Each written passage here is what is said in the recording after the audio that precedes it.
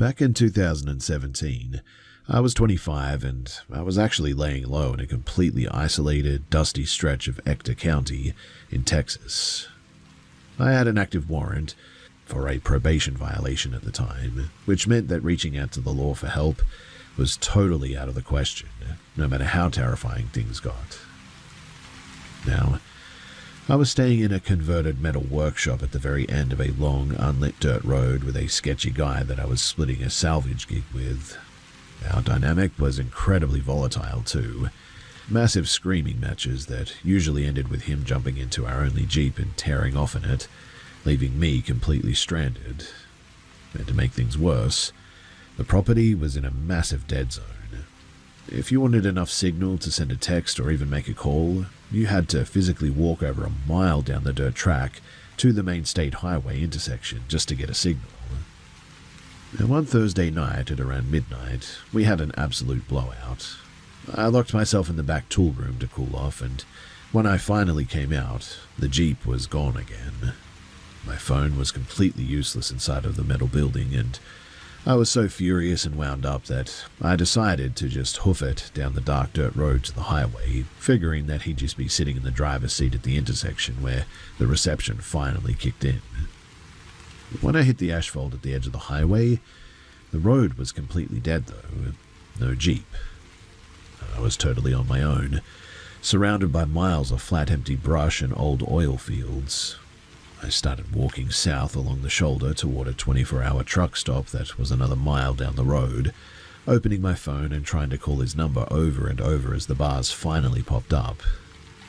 About 10 minutes into the walk, a beat-up white box truck rattled past me, and a block down, its brake lights flared up, and the driver pulled hard onto the gravel shoulder. The engine just sat there, idling for a bit. I couldn't see anything through the back because it was a solid metal cargo wall, but suddenly the driver's side door swung wide open. My skin instantly went cold for some reason too, and I stopped dead in the dark. But right then, a pair of headlights topped the distant hill coming toward us. The driver of the box truck immediately slammed his door shut, hit the gas and tore off down the road. I tried to convince myself that it was just some guy pulling over to check his map or something. 5 minutes later, I heard the heavy, loose clanking of a bad exhaust behind me. I turned around. The white truck was coming back, but this time it had crossed completely over the center line and was crawling toward me on my side of the road, its high beams totally blinding me. The side windows were tinted pitch black, and as it rolled past at a literal walking pace, I noticed something deeply unsettling about the cargo box. Someone had cruelly cut a series of narrow vertical ventilation grates straight into the metal side panels, and in the glare of the dashboard light, I could see thick iron bars welded against the inside of the openings. Another random car rounded the bend, and the white truck immediately gunned it, fishtailing out and then vanishing. I had a horrible feeling in my gut at that point, though. I turned right around and started making a break back toward my dirt road, and sure enough, here comes that clanking exhaust again. The truck passed me, slammed on its brakes 100 yards ahead, and pulled over. In the red glow of the taillights, I got a much better look at the back this time. It had a heavy padlock iron bar running completely across the rear roll-up door, locking it from the outside, it seemed. The driver's door popped open again, just a few inches. The guy inside was sitting there, waiting for me to walk up into the shadows. And like clockwork, the rumble of an oncoming semi-truck echoed down the road, and the white truck pulled its door shut and sped away again. My roommate still isn't answering any of my texts. I finally got near the mouth of the private dirt road that led back to the workshop, but right then, I saw the white truck making a U-turn under a distant oil rig light. I deliberately walked right past my turnoff and kept going straight down the highway. I knew the second that I turned into that private dirt road, I would lose my signal completely, and there would be absolutely zero traffic to scare this guy off. I pulled my phone out, held it flat against my chest, and started snapping frantic, blurry photos of the truck as it came back around. I texted the pictures to my best friend in Austin with the message, "If I don't check in tomorrow, show the cops this truck." The truck accelerated past me again, probably because the driver saw the glowing screen. I used that small window of time to call my friend. I told him to stay on the line with me no matter what, explaining that some freak in a modified box truck was stalking me on the highway. I turned back around and I ran for the hidden dirt road, thinking the phone had finally spooked him. The exact second that my boots hit the dirt incline, the white truck roared back around to the highway bend. I didn't think. I just sprinted up the steep dirt hill faster than I ever have in my life, veering straight off the path and diving headfirst into a thick patch of mesquite brush and cacti. From the shadows, I watched the yellow headlights of the truck slowly roll past my hiding spot, continuing straight up the road toward our workshop. I kept moving through the dark brush, tracking the road by the glow of his headlights. The night was dead silent, except for the old engine. I heard him turning around in our gravel yard before I even saw him too. I threw myself down behind a rusted piece of old machinery, pressing myself into the dirt. The white truck crept back down the hill, going about 5 miles an hour. The driver's side window was completely rolled down now, though I couldn't make out a face in the pitch black. Once the red taillights faded down the hill, I scrambled out of the brush and made a frantic break for the metal barn. But the noise, it returned. He was coming back again. It turned into a horrific game of hide and seek, and I spent the next half an hour ducking behind neighbors' rusted chain-link fences, squeezing between broken-down car parts and junkyards, and crawling through the ditches every time those headlights swept across the dirt road. I finally slipped through the back door of the workshop, though, drenched in sweat and shaking so hard that I could barely breathe. My roommate, he still wasn't home, though. I sat on the concrete floor with the lights off, the phone pressed to my ear, listening to my friend talk to me from about 2 hours away. For the next 3 hours, too, every 20 to 25 minutes, like clockwork, I would hear that distinct rattling exhaust pipe laboring back up the dirt hill. The guy was completely relentless, circling that dead-end road over and over in the dark, looking for where I had vanished. My friend finally arrived at the property around 4 in the morning, after driving like an absolute maniac from the city, apparently.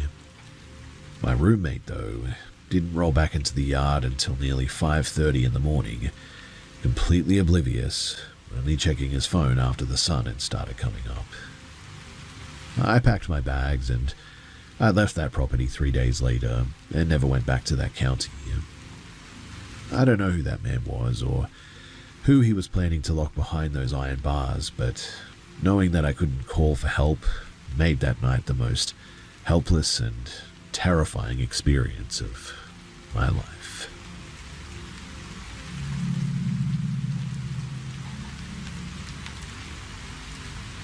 I'm not naturally a nervous person by any means.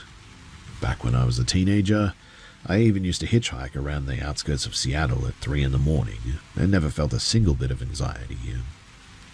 I've been in rough situations and usually I keep a completely level head. But a few years ago, I had an encounter that made me realize that your instincts will absolutely scream at you when something is genuinely wrong. This happened back in November of 2018. I was 23 at the time, living in a tiny depressing blip of a town in eastern Oregon. The main feature of the area was a massive state penitentiary, located just down the highway in fact, so the whole town always had this weird sort of lockdown energy to it. My car had been broken into and totaled by joyriders the week before, so I was desperately looking for a cheap replacement on OfferUp.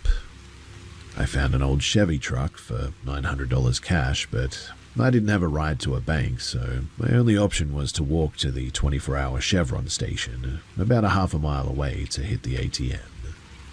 It was a Tuesday night, well past 11, and the streets were totally deserted.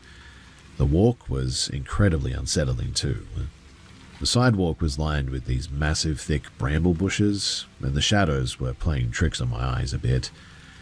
I had this intense crawling sensation on the back of my neck, like I was being tracked as well, so I actually stepped off the curb and started walking right down the center of the asphalt, just to keep 20 feet of open space between myself and the hedges. I eventually made it to the gas station, though, used the machine to pull out my daily limit of $500, and then had to awkwardly hang around the chip aisle until midnight passed, so the system would reset and let me draw the $400 that I needed. Once I had the cash hidden in my boot, though, I grabbed a soda and I started the trek back home. I was nearing the same dark stretch of overgrown bushes when a shape appeared under the far streetlight, walking in my direction. As the distance closed between us, my brain struggled to process what I was actually looking at. The guy was huge, at least 6'4", broad-shouldered and wearing a heavy canvas duster coat. But his face was completely covered by a vintage rubber military gas mask with those massive insect-like glass lenses and the heavy filter snout sticking out of the jaw. Every single alarm bell in my head went off. My breath caught in my throat and my legs felt heavy. I immediately drifted across the street, putting the entire width of the road between us, my eyes practically glued to this guy. He didn't even acknowledge me, though. He kept his head completely locked straight ahead, his arms hanging totally limp at his sides, just marching at a steady, rhythmic pace down the opposite sidewalk. The only sound in the entire neighborhood was the sort of wet, metallic hiss or click of his breath passing through the rubber valves of the mask that he was wearing. It was the most unnatural thing that I have ever really witnessed. Anyway, we passed each other and I kept walking for about another block, but the silence behind me was way too loud. I had this desperate, frantic need to know where he was, I think, and so I stopped and looked back over my shoulder. The guy, he had spun around on his heel and was standing dead still in the middle of the empty street. He was completely rigid, arms pinned to his sides, just staring through those hollow glass goggles directly at me. He looked like a mannequin dropped in the middle of the road. My brain then just cleared out all logic. I didn't care how stupid I looked. I turned and I ran the remaining 2 blocks to my house at a full sprint, practically throwing my weight against the front door to lock it behind me. But the real panic set in about an hour later, long after I'd locked myself inside. You see, I was sitting in my living room floor trying to calm down when my phone completely lost its network connection. And at that exact same second, the old analog battery-powered clock on my wall began ticking sort of backward, the hands jerking erratically against the glass and behaving really weirdly. Suddenly, a massive localized physical vibration hit the front of the house, it seemed. It wasn't an earthquake. It was entirely focused on the front porch. The heavy double-paned glass of my living room window violently fixed inward, moving and shaking from this frequency. I crept toward the blinds and peeked out. The street lamp outside was completely dead, but in the ambient moonlight, I could see that the large gravel driveway had been violently disturbed. A deep, perfect, straight 5-inch trench had been sort of plowed directly through the stone and packed dirt, starting from the edge of the asphalt and cutting straight up to my concrete porch steps. There were no tire tracks, no footprints, and no discarded tools.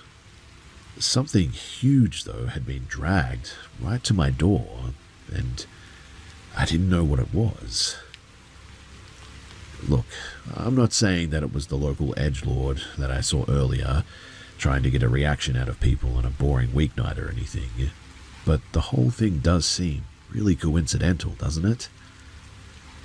Anyway, I actually bought the truck the next morning, and I never walked that stretch of road ever again.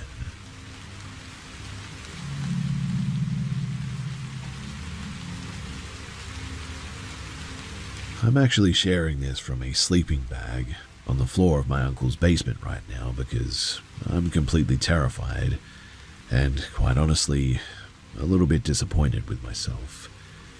I made some incredibly stupid choices over the last few days, but I was so broke and stressed out about getting evicted that my brain just stopped working right. I needed cash fast, and that desperation made me the perfect target for a freak who knew exactly how to play me. This whole mess started about a week ago. I'm 24 and I live in a small apartment in Pennsylvania. I was digging through a local community board, looking for a quick side hustle when this guy messaged me out of nowhere. He offered me a quick, remote gig doing online property layout checks that paid about $60 a day. He sounded totally normal in his text messages, so we set up a video call to go over how it worked. The second, though, that the camera connected, the whole vibe got completely weird. He was sitting in the dark inside of what looked like a concrete storage unit. I could see the metallic lines of a rolling garage door right behind him, and his voice had this heavy, sort of muffled quality to it. Before we did any actual layout work, he told me that he needed to test my spatial awareness and compliance under pressure. He told me to grab a thick black Sharpie, go over to my bedroom wall, and start defacing my own personal photos and calendars, drawing big X's over the faces while staying on the camera. He kept calling it a focus drill, asking me after every single mark, does the room feel bigger now or smaller? I know how completely brainless that sounds, but last winter, some random person on a gig app paid me $200 just to film myself organizing a toolbox in alphabetical order for some weird student art film. So my brain just rationalized this as another eccentric internet thing. I avoided marking up anything irreplaceable, but the whole thing felt incredibly wrong, and this heavy, sort of sickening feeling started crawling up my spine. While I was drawing on the wall, his camera angle shifted slightly, and I saw that the floor of his space was completely covered in stacks of handwritten notebooks, with printed out social media photos of local college students taped to the covers or something like that. He was sitting there dead-eyeing me through the screen, though, completely motionless. Eventually, I started moving too slow because I was getting so sketched out, and the second that I paused, his tone completely flipped. He barked at me to grow up, told me that I blew the assignment, and slammed the call shut. The next morning, though, is when things got really bad. You see, he started texting my phone like nothing had happened, trying to chat casually. He brought up local spots right near me, like the Unimart down the hill, and then he brought up the old concrete coal breakers out in the woods. If you're not from this part of Pennsylvania, then you probably wouldn't know, but those abandoned structures are notorious for being dangerous places where even some bodies have been dumped over the years. And it is right down the road from my apartment, unfortunately. Now, I realized with absolute certainty that this was not a job. It was a predator who had just spent an hour recording me on a video.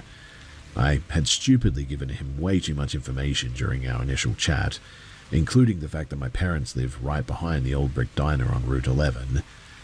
My parents actually left last week for a long trip too, so their house is completely empty right now, which makes this whole thing even worse, but he started hounding me to meet up in person, saying that we could take a drive out by the railroad tracks, or he could just drop me by my place since he lived just around the corner anyway. I've blocked him on everything and deleted my accounts, but I haven't slept in like 2 days either. Every time that a car slows down outside of my uncle's house, my chest tightens up so bad that I can barely breathe. And really, I just sort of need to know how easily someone could track me down within my neighborhood, and what practical steps I could take to completely drop off this guy's radar.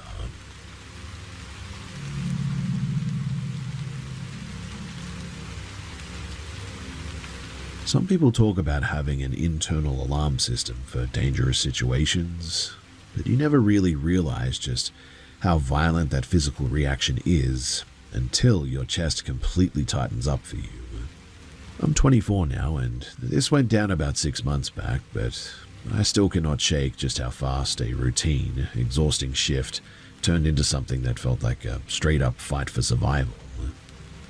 So, my cousin and I were working a brutal graveyard run, clearing out junk from a massive multi-level public storage facility in downtown Missouri. It was around 2 in the morning, and we were completely dead on our feet, covered in sweat and operating on a massive delay.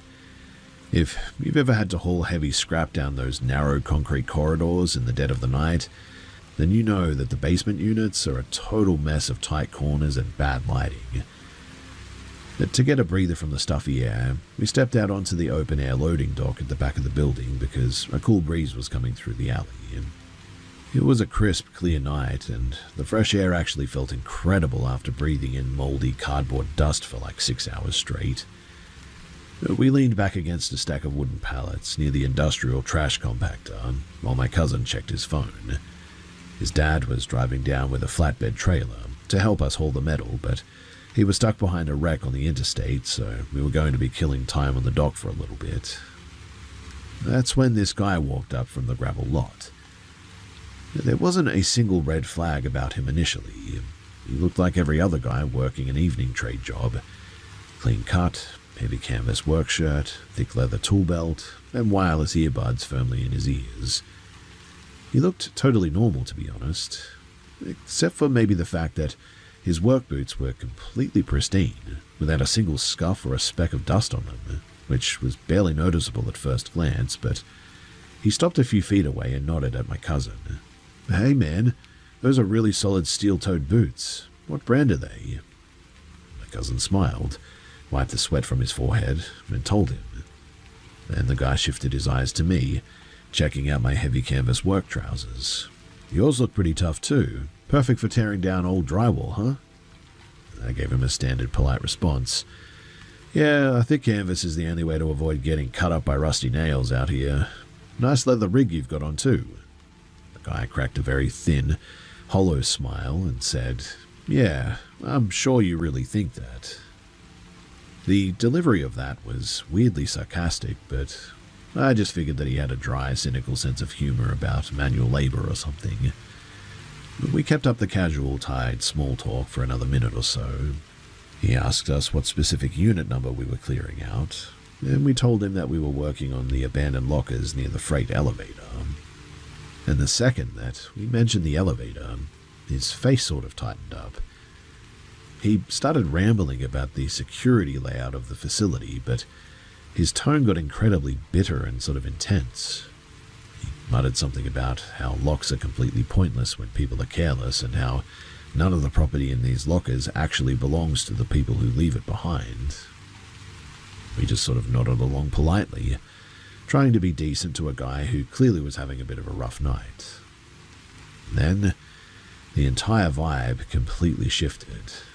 Now, I cannot give you a logical, scientific explanation for what happened next, but the atmosphere on that concrete dock just changed in a split second.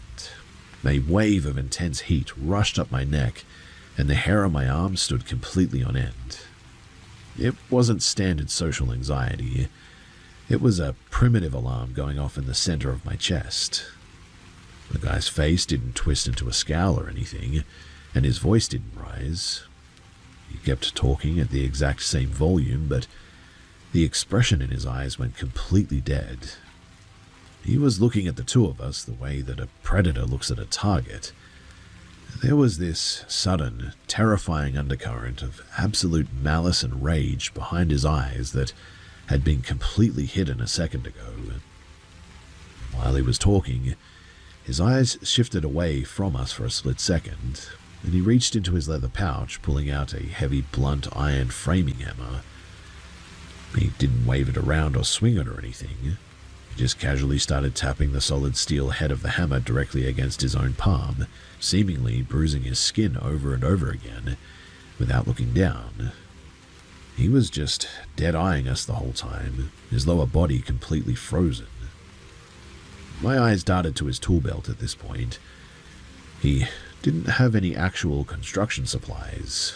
No nails, no tape measure, no pencil. He just had that single heavy hammer, which was incredibly bizarre for somebody who claimed he was on site to fix a broken roll-up door. Then, Right in the middle of a sentence about locker dimensions, he casually dropped, "I don't actually have a work order for this building tonight." Hearing me say that probably does not sound like a threat at all, but standing on that isolated concrete dock with him, my instincts were screaming that this person was completely unstable and highly dangerous. My cousin is one of those incredibly nice, oblivious guys who gets totally sucked into conversations and misses social cues all the time, and I knew that I had to break the connection immediately before the guy decided to act on whatever was brewing in his head. I didn't want to make a scene or show him that I was terrified, because I felt like any sudden movement would trigger a physical reaction, but I sort of slowly backed away, keeping my voice totally flat.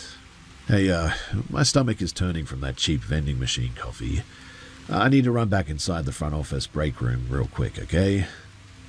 The guy's head snapped toward me, his eyes boring into my face practically. "Oh, the office, huh?" I didn't answer. I just walked through the heavy metal fire door, grabbed my cousin's sleeve, and pulled him hard toward the freight elevator. The second that the heavy iron gate slammed shut, I hit the button for the main lobby and pulled out my phone. My voice was cracking from the adrenaline.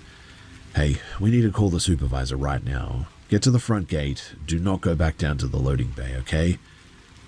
Through the echoing shaft of the elevator, I could now hear the guy's heavy boots walking up to the door on the floor above, his voice loud and entirely unbothered. "Where did your friend go? Tell him to come back down here. We were having a good chat about the lockers." My cousin finally realized that something was really wrong with this guy, his face going pale as he kept his cool. Actually, we gotta wrap up the inventory. Have a good night, man." The guy let out a low, mocking laugh that echoed down the concrete hallway, clear as day. "Yeah, I'm sure you really mean that." A minute later, we burst through the main lobby doors into the well-lit front parking lot. The sheer relief that hit my lungs made me dizzy. And before I could even start explaining why I panicked, my cousin grabbed my arm and looked back through the reinforced glass doors and said, "No, you don't have to say anything. That guy was completely unhinged. I felt it too." We hid inside the locked security office until his dad's truck finally pulled up to the outer gate. The second that we ran out, threw our gear into the flatbed and climbed into the cab, his dad turned around, asking why we looked like we'd seen a ghost. I tried to explain what had just happened on the loading dock, my words sort of jumbling together a bit, my hands still shaking from the shock of it. But as the story came out of my mouth, it sounded totally pathetic. I mean, the guy hadn't swung the hammer at us. He had not explicitly threatened us or anything. He hadn't even insulted us. I mean, on paper, it was just a slightly awkward, sort of creepy conversation with a stranger in a storage facility, I guess. And yet, I have never in my entire life felt that level of pure, instinctual terror before. We drove out of the commercial facility loop, and as the truck accelerated onto the main avenue, we passed the perimeter fence of the back alley. The man was sitting entirely alone on a concrete barrier near the dark gravel lot, his hammer lying on the gravel beside him, staring straight down at the asphalt. He didn't look up as our truck roared past, but watching his shape shrink in the side mirror, I knew then with every fiber of my being that we had just walked away from something terrible.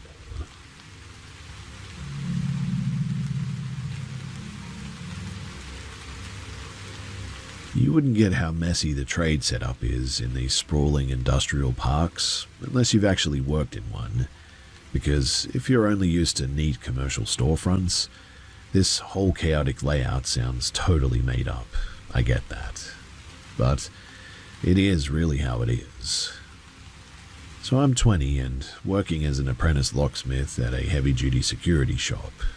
It's in an industrial corner, and since we're the only place for miles that does cheap walk-in key cutting, or lock rebuilding as well, and safe overrides, the daily backlog is an absolute joke. On any given Thursday, the concrete counter area is completely jammed with tradies and truckies spilling right out onto the pavement.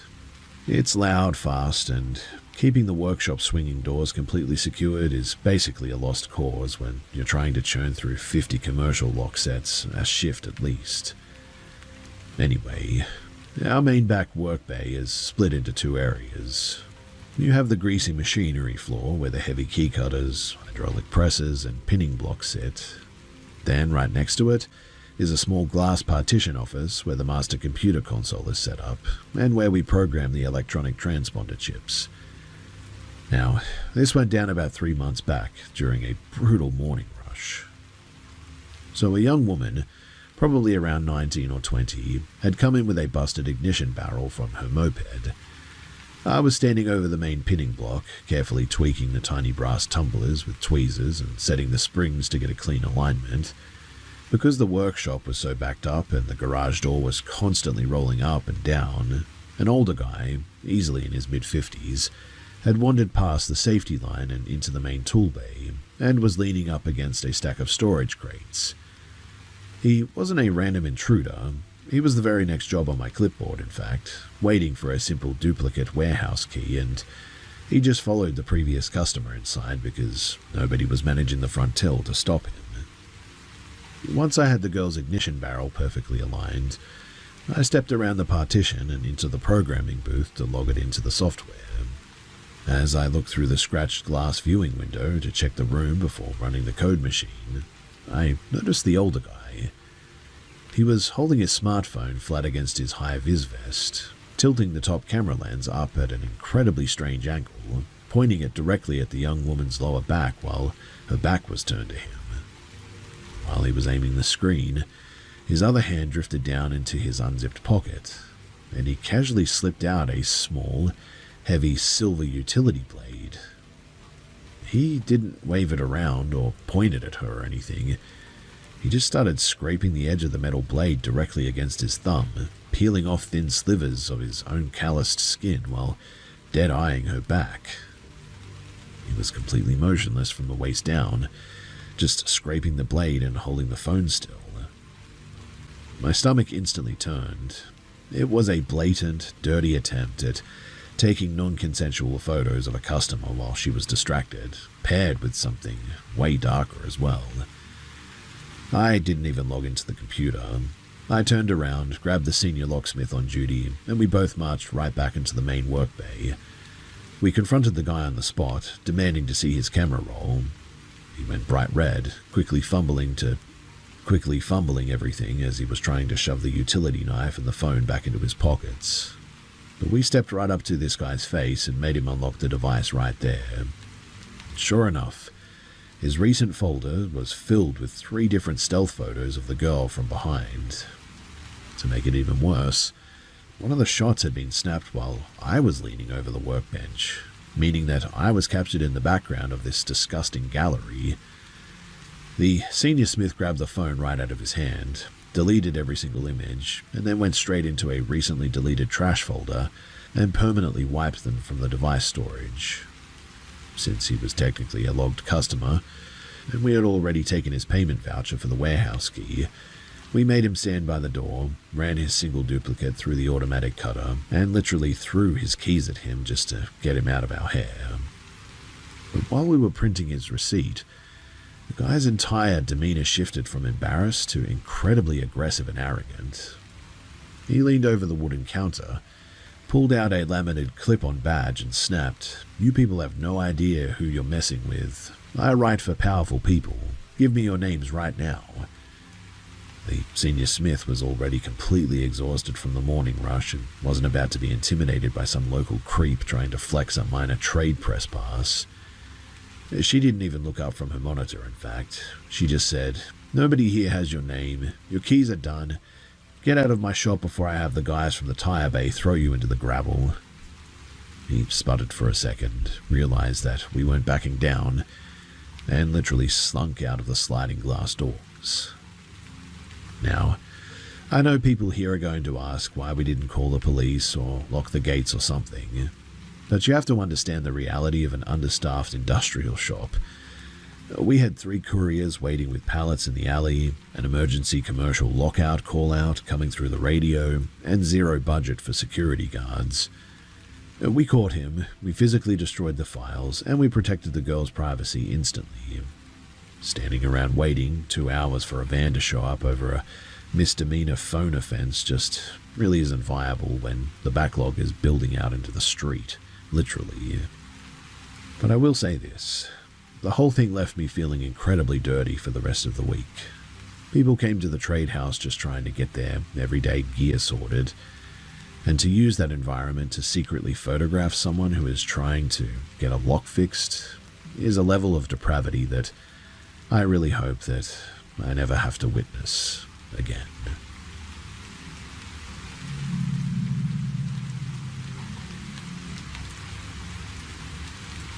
Some people look back at their worst moments and they wonder about the grand, sweeping choices that saved them. But I still look back at this night and wonder if a simple, stubborn aversion to a specific texture is the only reason that I'm still around to even share this. This went down back in 2019. I was 20 at the time, working a tedious stocking shift at a commercial print shop in a pretty gritty industrial pocket of Iowa. A guy that I'd never seen before walked in the front loading bay, looked around for a second, and then marched straight up to my workbench to ask for my number. He was wearing clean work pants, a structured jacket, and had this very polite, confident, old-school charm that really completely caught me off guard, if I'm being honest. Against my better judgment, I said yes when he suggested picking me up the following Tuesday afternoon for a quick lunch date. When he pulled up to my apartment complex a few days later, he was driving a heavy, enclosed white cargo van. The second that I climbed into the passenger seat, he handed me a large, thick plastic container of pre-made mango smoothie. He smiled and said that he'd snagged it from a wholesale market right down the road from my place so that we could hit the highway faster. I took a tiny sip through the thick straw, and my mouth immediately recoiled. It was completely warm, heavy, and tasted chalky and bitter. I have an absolute fixation on cold, smooth textures and cannot stand warm or grainy drinks. That trivial little detail is the exact moment, too, that the entire trajectory of the night completely shifted.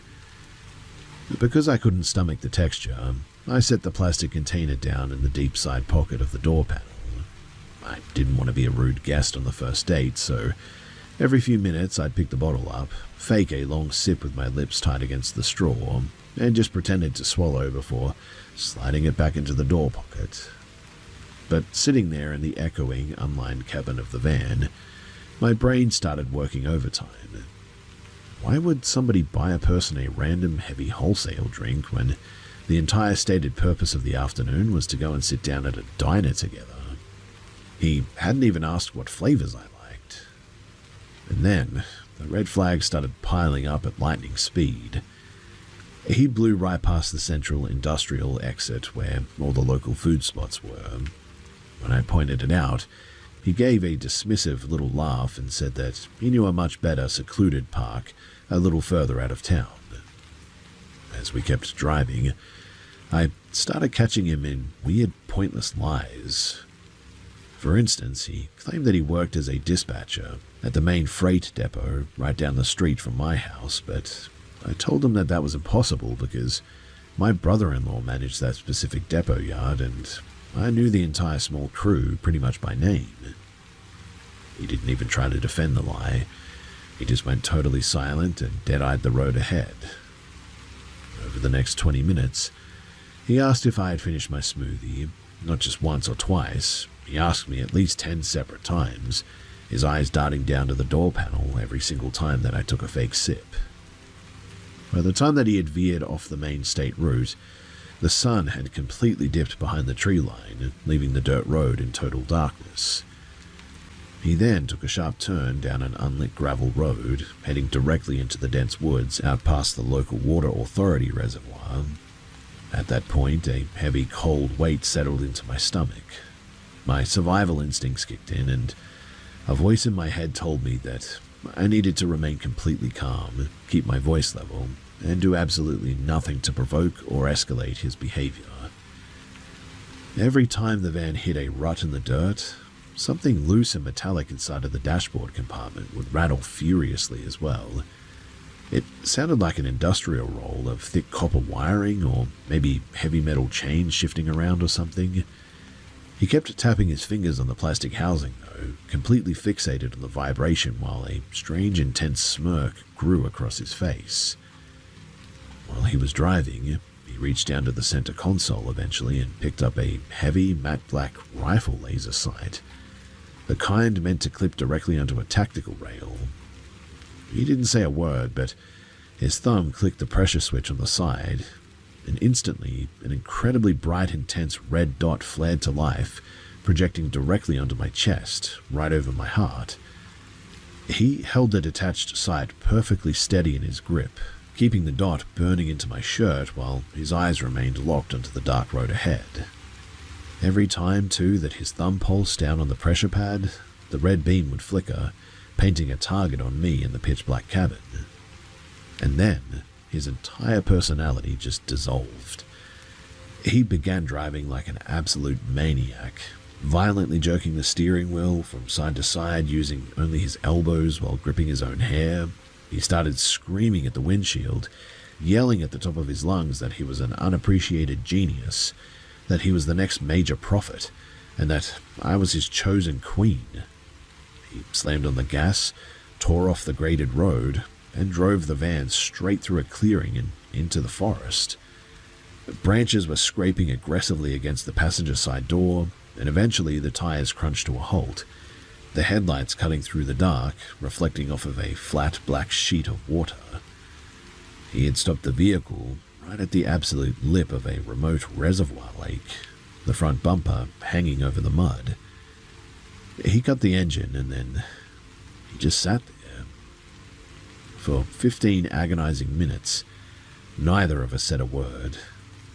He just stared through the windshield into the black water. The air inside the cabin felt thick, hot, and suffocating. It felt exactly like he was waiting for something to happen, or waiting for me to lose consciousness from whatever was mixed into that warm, chalky bottle. Suddenly, he opened his door and stepped out into the pitch black, slamming the heavy metal door behind him. I couldn't see where he went or what he was doing in the dark, and my pulse was now racing so quickly that I could feel it buzzing in my fingertips. The second the door latched, I grabbed my phone, slammed the screen brightness to 0, and frantically texted my friend, "Call me in exactly 60 seconds. Tell me there's an emergency leak at the workshop and I need to come in right now to secure the bay. Don't ask questions. I'm out past the lower reservoir road." My phone started vibrating in my palm less than a minute later. I answered on the first ring, pretending to listen to a frantic update from a supervisor. The guy opened the driver's door right as I hung up, climbing back into the high seat. He smelled of cold mud and rust, and he stared at the glowing phone screen in my hand, his face completely blank. "So, you have to go back, huh?" he asked, his voice dead and hollow. Yeah," I said, keeping my breathing as steady as humanly possible. "My boss said the high-pressure line burst in the rear bay, and the whole floor is flooding.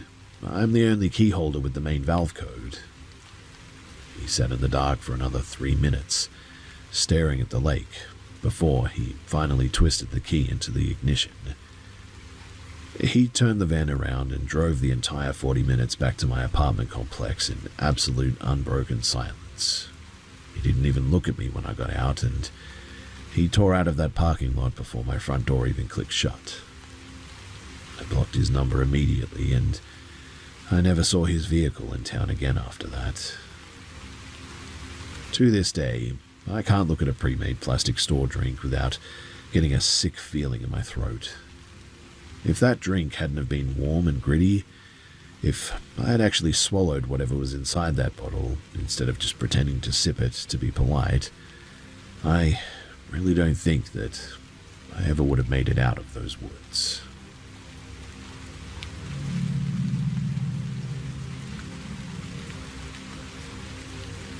My partner and I currently live above and manage a historic coaching inn nestled in a rural pocket of Gloucestershire, UK. The core masonry dates back to the mid-1700s, and for the first century of its existence, the building functioned as a commercial livery yard and transit stables before being converted into a public house. Because of the ongoing aggressive physical disruptions we experienced during our first year of management, we quietly paid a private spiritual sensitive to inspect the property in 2014. The woman was thoroughly professional, thankfully, but her reaction to the upper layout was deeply unsettling. The first floor function room is a massive 15-foot high hall dominated by exposed original oak stable beams that local parish records indicate were used for makeshift judicial executions during the agricultural riots of the 1830s. The sensitive claimed the room acted as a dense, unmapped transit corridor for multiple historic currents, including the residual consciousness of a young girl, roughly 11 years old, who had perished in the rafters, apparently. However, her reaction to the lower cellar, where we store our commercial beer barrels, was far worse. The moment that her foot hit the bottom stone step, her breathing became entirely shallow.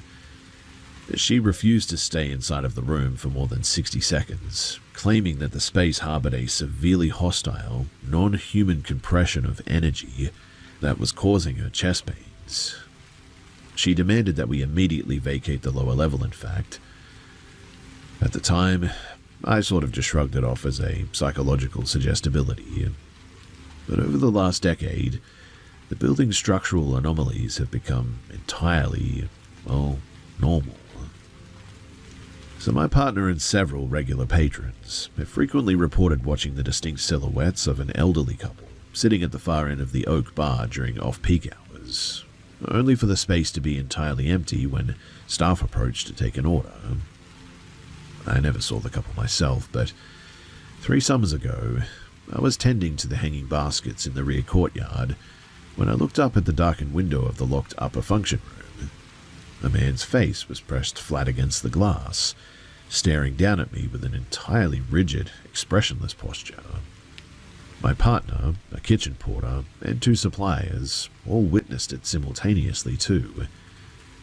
Assuming that the trespasser had slipped past the staff doors, my partner and the porter sprinted up the wooden staircase. By the time that they threw the doors open, the hall was entirely vacant, but the heavy velvet curtain covering that specific window was still swinging violently when they got there. When we pulled the closed-circuit security logs, the digital cameras showed 0 human presence in that corridor, only the sudden isolated displacement of the curtain as if a heavy weight had brushed past it. There were no open vents or drafts or anything that could account for it. Now, the physical interference in the lower cellar, though, that has had a direct commercial impact.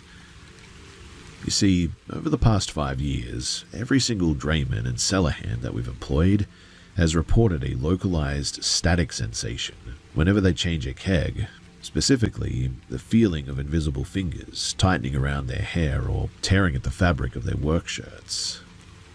Worse too, for a continuous 3-year period, the building's main industrial fire and burglar alarms would trigger simultaneously at exactly 3:03 a.m. almost every night. Every single diagnostic log indicated that the trip originated from the cellar sensors. Whenever my partner went downstairs in the dark to investigate a potential break-in, he would find the heavy pressurized brass coupler lines manually disconnected from the metal keg heads. And anyone who works in the trade knows that engaging a commercial keg coupler requires an immense amount of deliberate, downward physical force and a twisting lock mechanism too. Yet, these line hoses were being systematically uncoupled and thrown into the damp flagstones, causing us to lose hundreds of gallons of premium stock. We had the manufacturer out 4 separate times as well to recalibrate the alarm hardware, and each time the technicians verified that the batteries, the wiring, and the optical sensors were entirely flawless. Simultaneously too, the activity began breaching the perimeter of our private residential flat upstairs, which sits directly adjacent to the historic function room. Every evening at 3:03 a.m., on the dot, we would hear the rapid, light tapping of small bare feet running the entire length of our internal hallway, occasionally accompanied by a flat whispering hiss, which was terrifying. We share our quarters with 2 terriers and 2 cats, and whenever the hallway sound started, the cats' hackles would rise instantly, their fur standing completely on end as they stared blindly into the dark corridor. The dogs would crouch low against the bedroom door, emitting a deep and sub-audible sort of growl that vibrated through the floorboards. During the absolute peak of this activity, though, in 2022, I began experiencing a severe and unexplained physiological reaction, is the only way that I could put it. Every morning I would wake up covered in deep purple clustered bruises across my torso and inner arms, accompanied by a wave of intense and debilitating nausea. The bruising was so severe as well that my GP admitted me to the regional infirmary for extensive hematology panels, checking me for various aggressive blood conditions and cancers.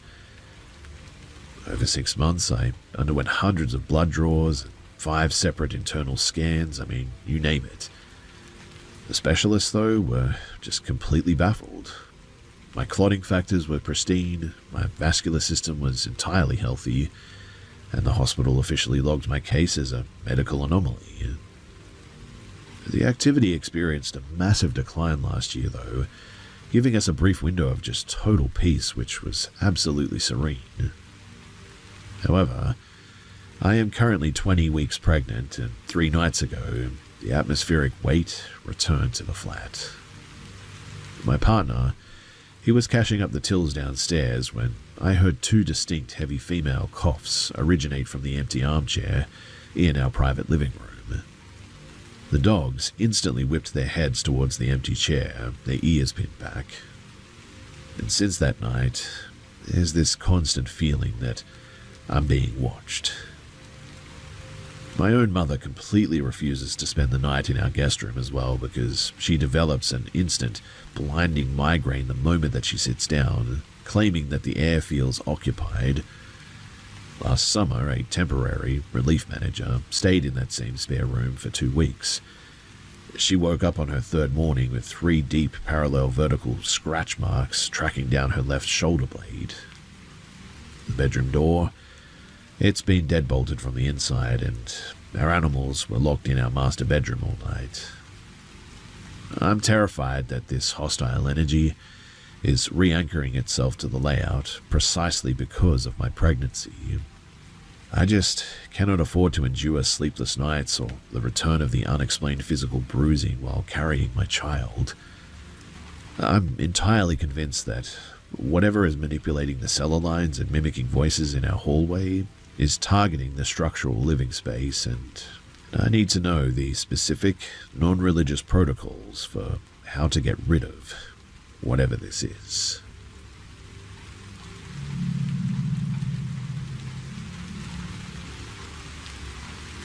This happened back in 2018 when I was 23 years old.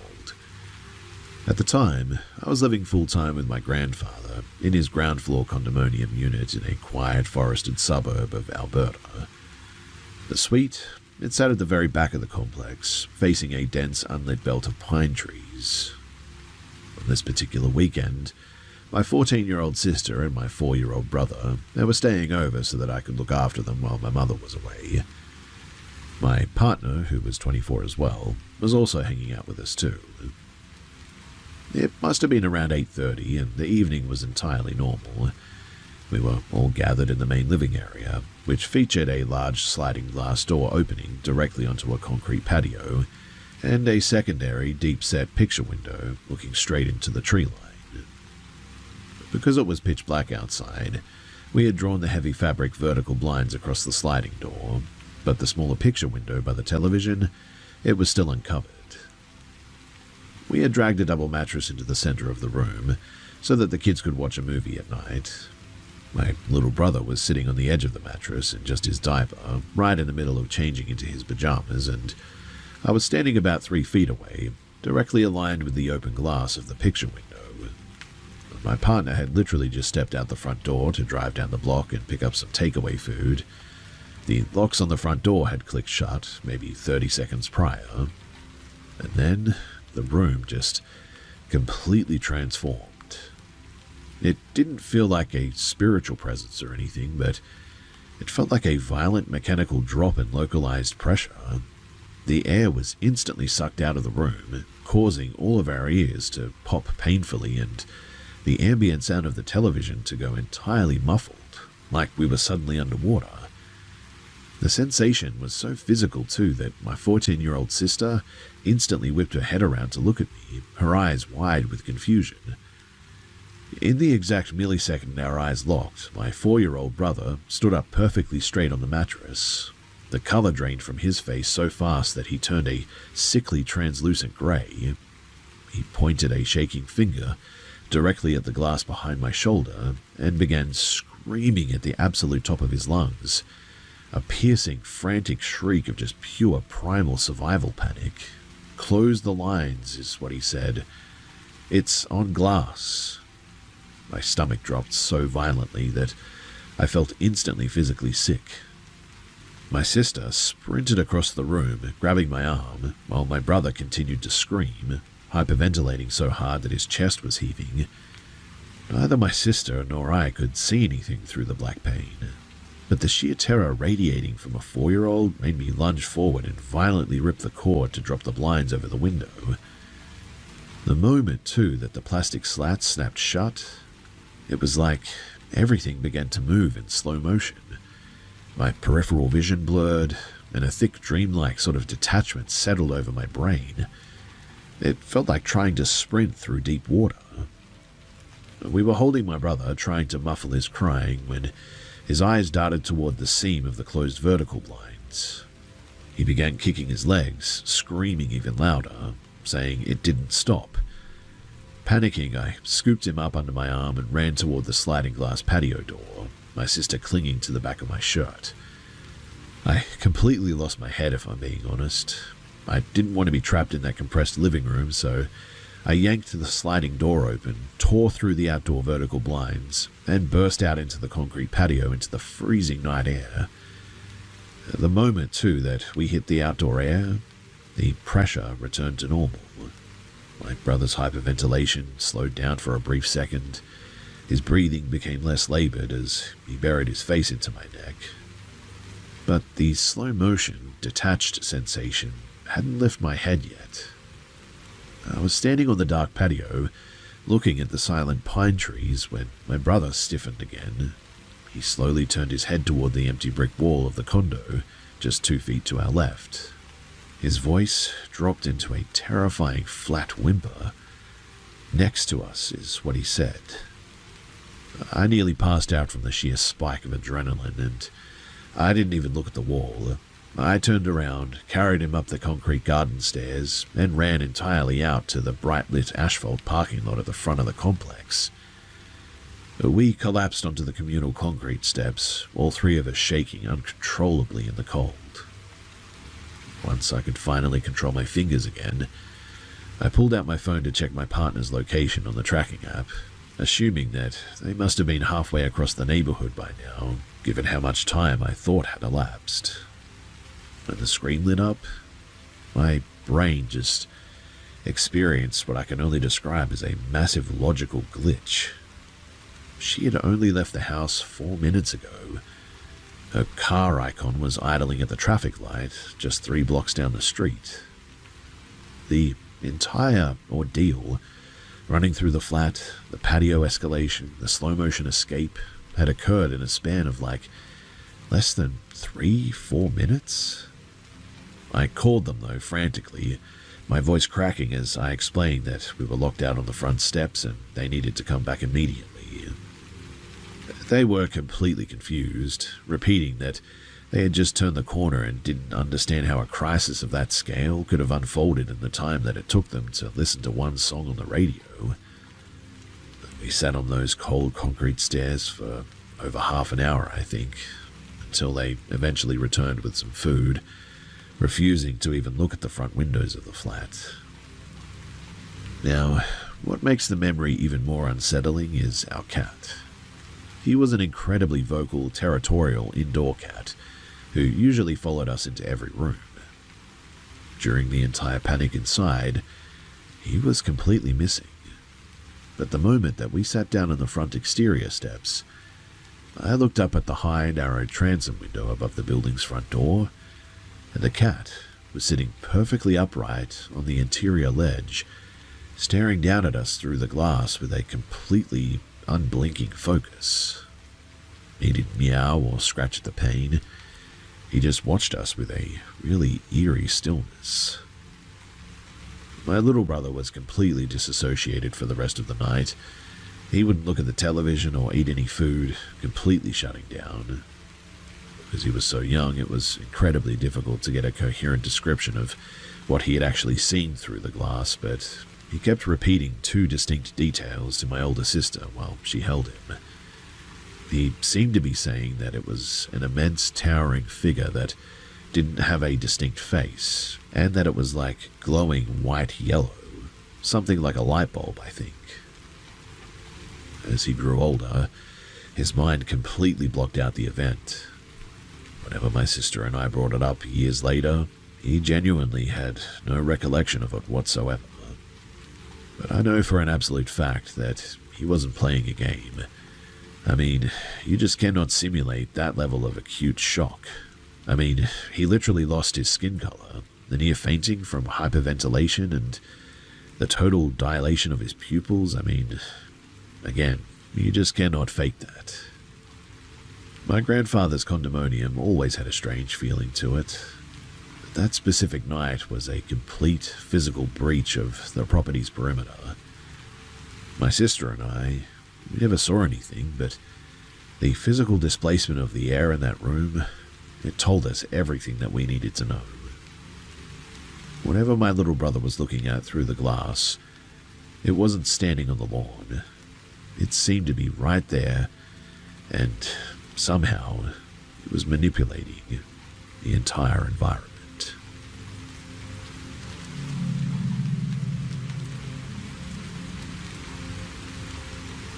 I'm a 28-year-old dental hygienist, and my husband and I currently live in a 4-bedroom suburban house in Berkshire, where I was raised.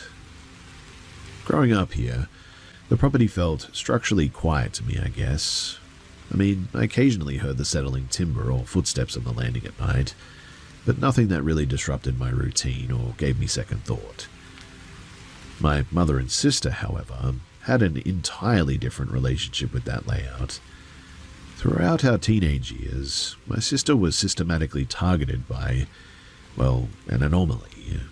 Objects would frequently displace themselves from her chest of drawers, and she routinely pointed out geometric distortions in developed family photographs.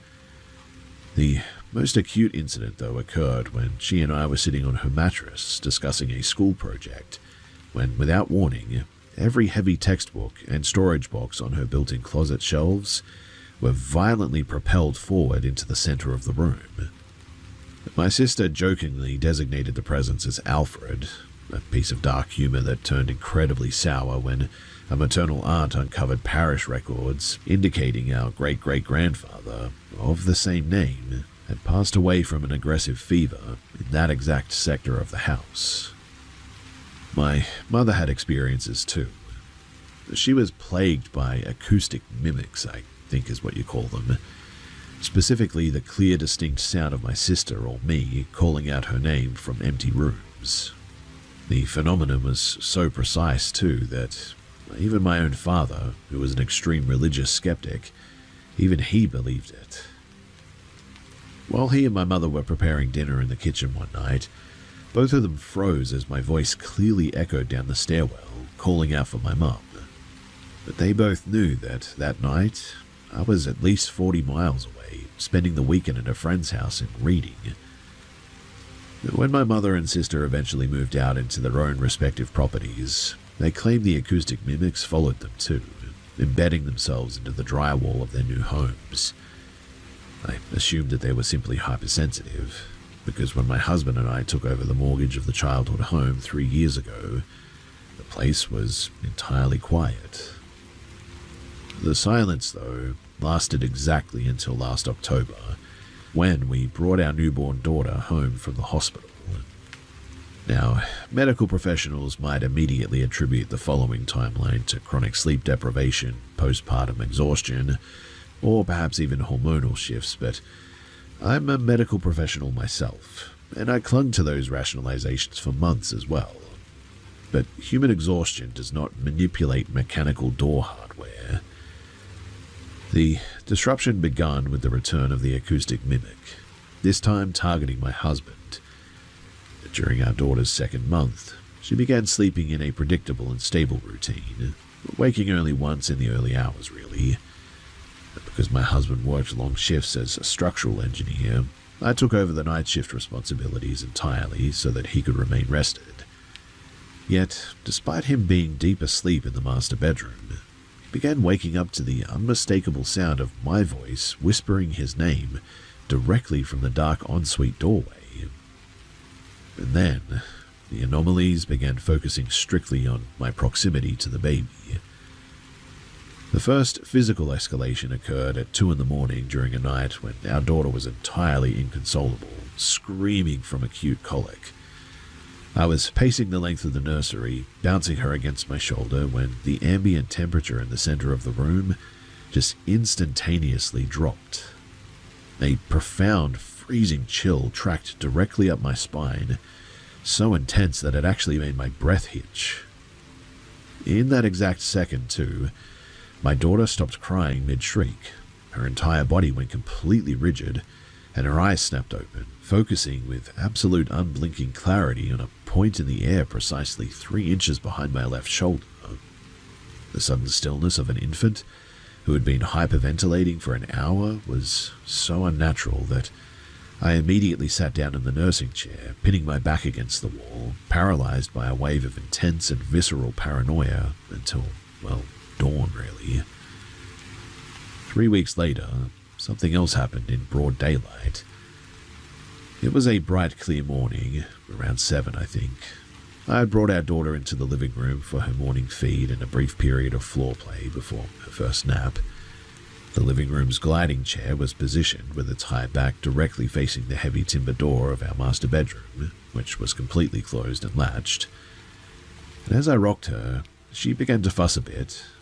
Simultaneously, that same distinct, localized wave of freezing air swept over my neck all of a sudden. My daughter instantly ceased her fussing, her eyes locking onto the space directly behind the glider.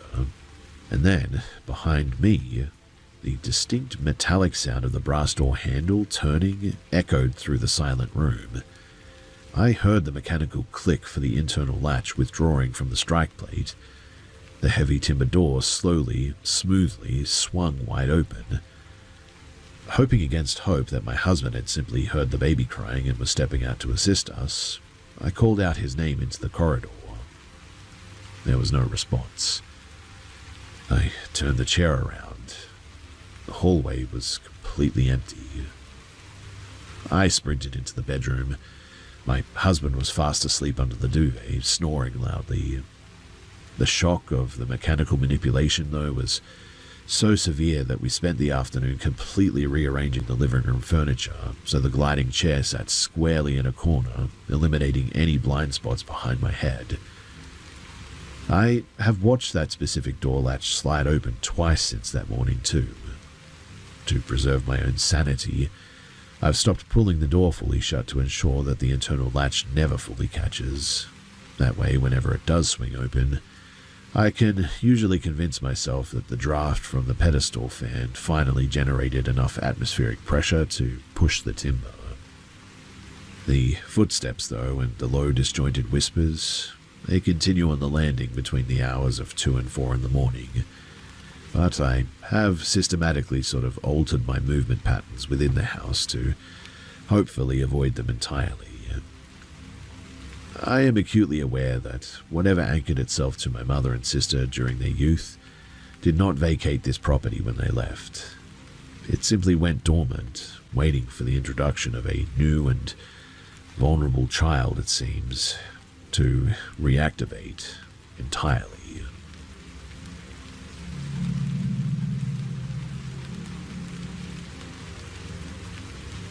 I'm 21 and a uni student, living in an old multi-story house in the suburbs of Nottingham.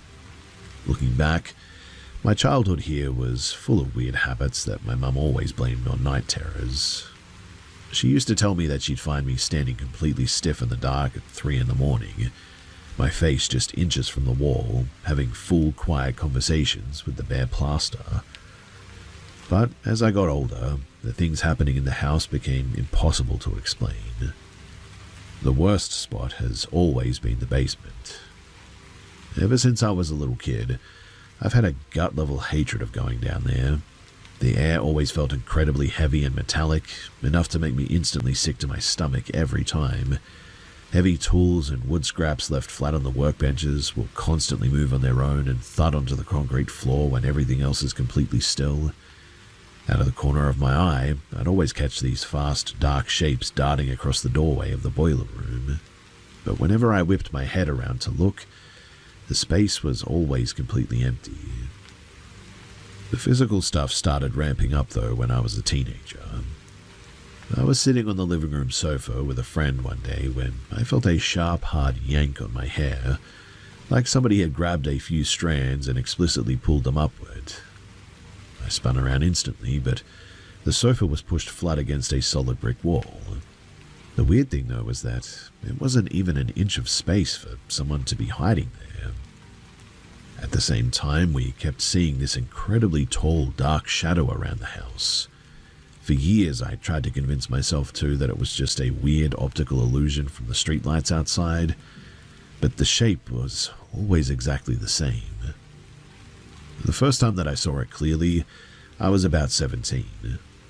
I was lying awake at night and looked out of my open bedroom door toward the landing, and standing right against the guest room frame was a massive pitch-black silhouette. It was so impossibly tall and gaunt that its upper body had to bend at a sharp and unnatural angle just to fit under the ceiling. When I told my dad about the weird shape the next morning, his usual practical, no-nonsense attitude completely dropped. He's a total skeptic who doesn't believe in anything paranormal, but even he went totally pale and admitted that he'd seen the exact same giant silhouette in that exact same corridor 3 months earlier. Things started getting a lot more aggressive after that too. One winter night, I walked into my dark bedroom and saw a low, dark shape with what looked like multiple limbs scramble across the carpet. Thinking it was one of our German shepherds, I watched it head straight under the carpet, but the gap between the base of the bed and the floor is less than 6 inches. And I mean, there's just no physical way that a big dog could fit under there. When I called out, both of our dogs came trotting up the stairs from the kitchen downstairs, completely clueless. The scariest thing, though, well, that happened 2 winters ago when my sister and I were home alone, and is why I'm here. She came into the kitchen shaking, and she said that she could hear heavy footsteps on the floorboards right by the bottom of the stairs. I went out into the hallway with her to listen, and the sound was unmistakable. Heavy, solid boots were stomping up the wooden stairs one by one, making the drywall vibrate. We thought that we were dealing with a violent home invasion at first, so I grabbed a chef's knife from the counter and we ran into the small family bathroom and locked ourselves inside. Through the thick wooden door, we listened to those heavy, deliberate footsteps pacing back and forth along the narrow hallway carpet. We were absolutely paralyzed with fear. We heard the front security door downstairs slam shut so hard that it rattled the pipes. Assuming that the intruder had left, we stayed locked into the bathroom and phoned our grandmother, who lived just 2 streets away, asking her to bring her spare keys and check the outside of the house. We saw her car pull into the gravel driveway, and she knocked on the window. My sister and I finally came out to unlock the door. Every single door and window, the front door, the back porch, all the downstairs window latches, were all locked and bolted from the inside. Nobody else had a key except my parents, and they were miles away in London. Whatever had marched up those stairs and slammed the door had never actually broken a physical lock to get in or out. The house, it really took a turn for the worse about 3 months ago, though. Out of pure curiosity, I downloaded a ghost hunting audio app on my phone to check for electronic voice phenomena, and ran a few cycles down in the basement at one point. The audio files actually picked up clear, muffled voices that seemed to answer my specific questions. Ever since I did that, the whole atmosphere of the house has turned just incredibly hostile. The air feels permanently heavy, and our dogs flat out refuse to step out onto the upstairs landing anymore.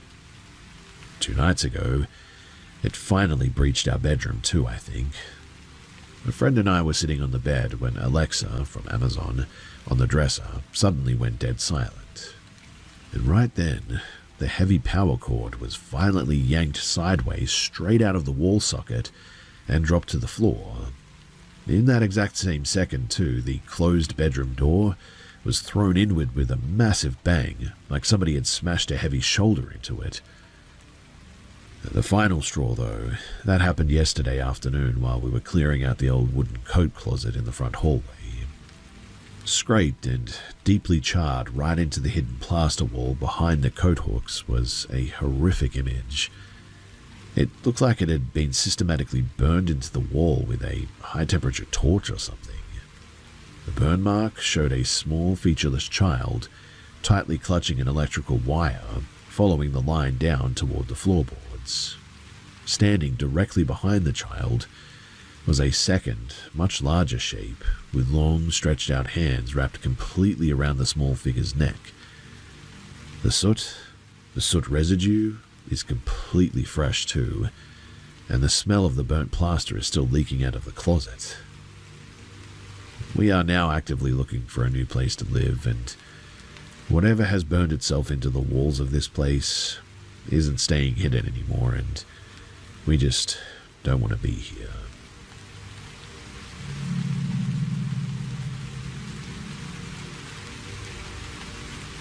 I'm 29 and work the permanent night shift as an industrial plant operator out in Ohio.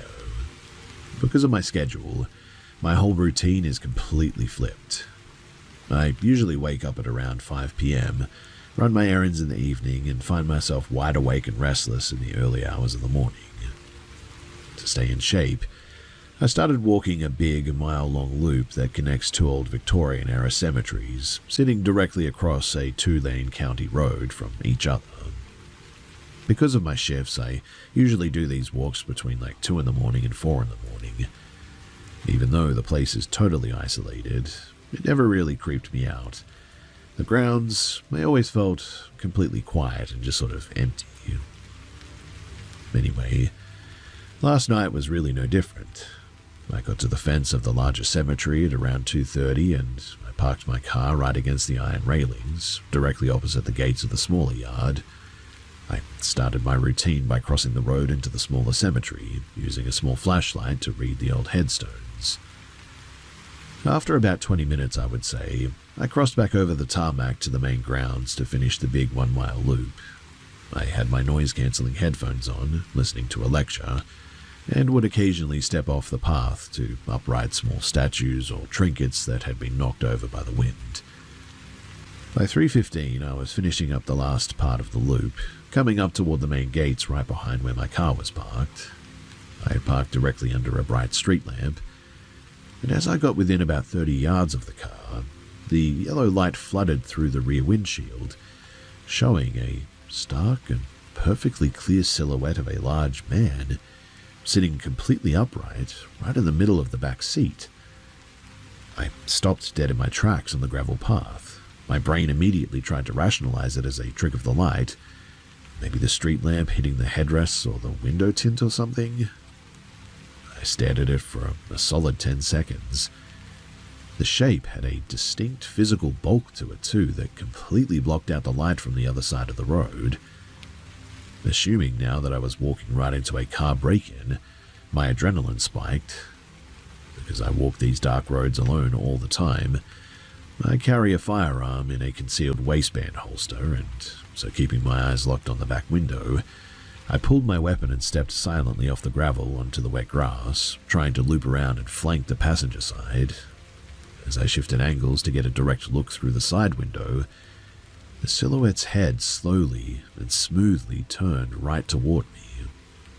The movement was really weirdly fluid, without any hesitation. There were no facial features, though, no clear texture, and no reflection from the street lamp. Just a dense, pitch-black mass taking up the physical space of the back seat.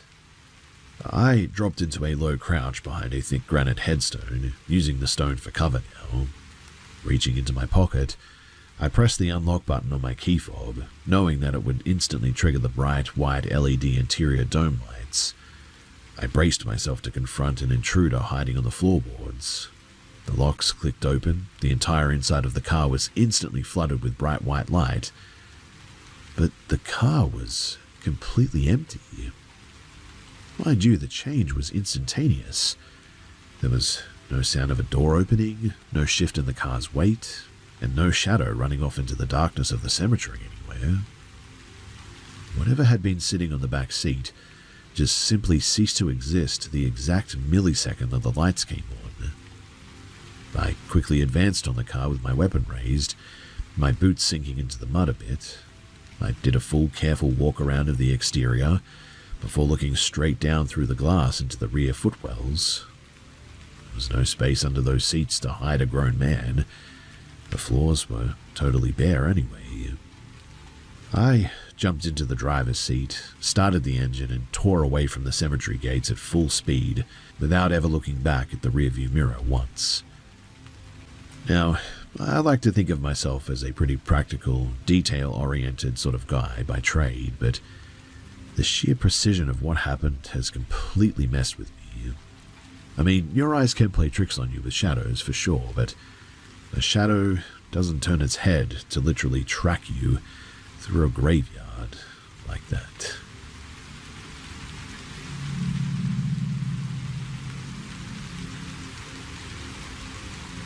Back in the winter of 2008, when I was 16, my family moved into a pretty damp and drafty apartment.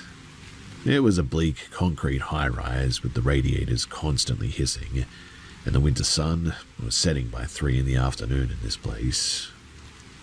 During those long, dark afternoons, I used to read tarot cards for my school friends on the kitchen table, never for money or anything, but just to pass the time a little bit.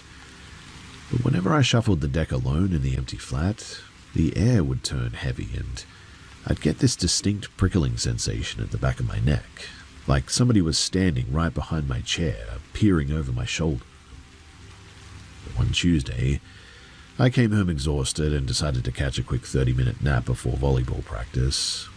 I lay down on my right side at the very edge of the mattress, staring at the faded wallpaper, my mind sort of drifting into the heavy twilight zone right before deep sleep. When suddenly, a flat voice echoed directly inside the center of my skull, "Don't read tarot." Without thinking, fueled by teenage irritation, I snapped back in my mind for it to go away. The second that I opened my eyes, the breath was completely sucked out from my lungs. Squatting on the floorboards directly in my face, barely inches away, was what I can only describe as a wretched, hairless entity. Its skin was pale, translucent grey, covered in deep wrinkles. It had massive sunken eyes that were entirely bloodshot and dark, and its lips were pulled back to reveal sharp yellow teeth. Sprouting from the center of its bald scalp were roughly 20 long, brittle grey hairs that almost floated in the stagnant air. Before I could even scream, I forced my eyelids shut. The moment that the darkness hit, my entire body experienced a violent and sickening physical sensation, exactly like being dropped into an industrial washing machine on a high-speed rinse cycle. My equilibrium completely shattered all of a sudden, and when the spinning abruptly cut out, the bedroom was gone. I opened my eyes, but there was no light, only a dense, freezing subterranean darkness. The air smelled of like wet lime, and from somewhere high above I could hear the slow, rhythmic dripping sound of water hitting a heavy, flat stone surface, I think. Then, tearing through the cavernous space came the agonizing shriek of a woman. It was a sound of pure, unadulterated suffering, so loud that it vibrated right through my teeth. Desperate to escape, I fought against a massive invisible weight to force my eyes open in the real world.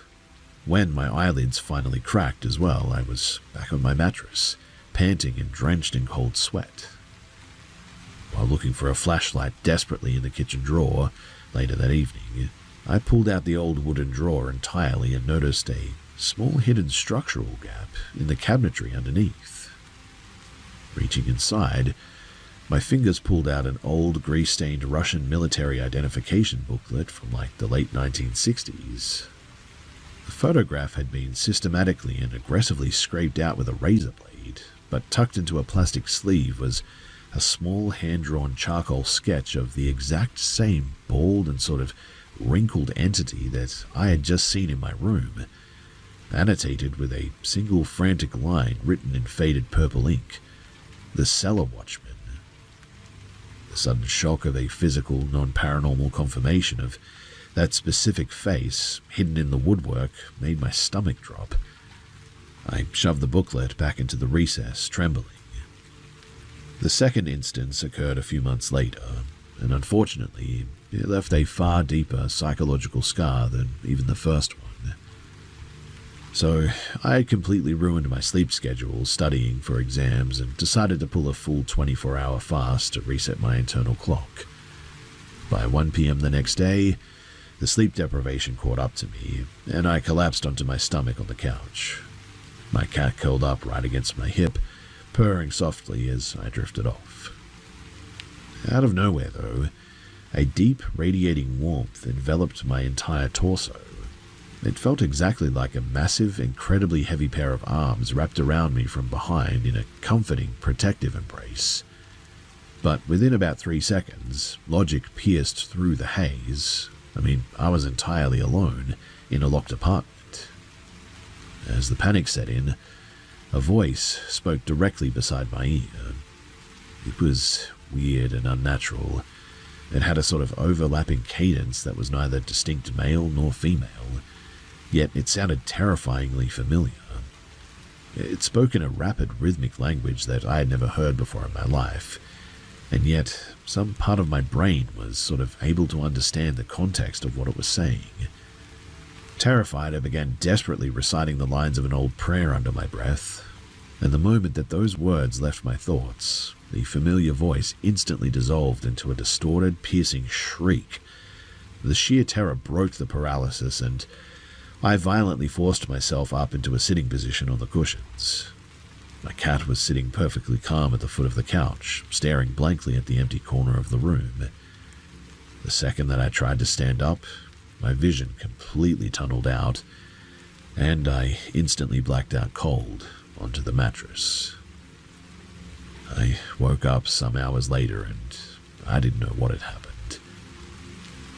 The final and most calculated breach occurred after we broke the lease, though, and moved to a remote ground-floor farm cottage.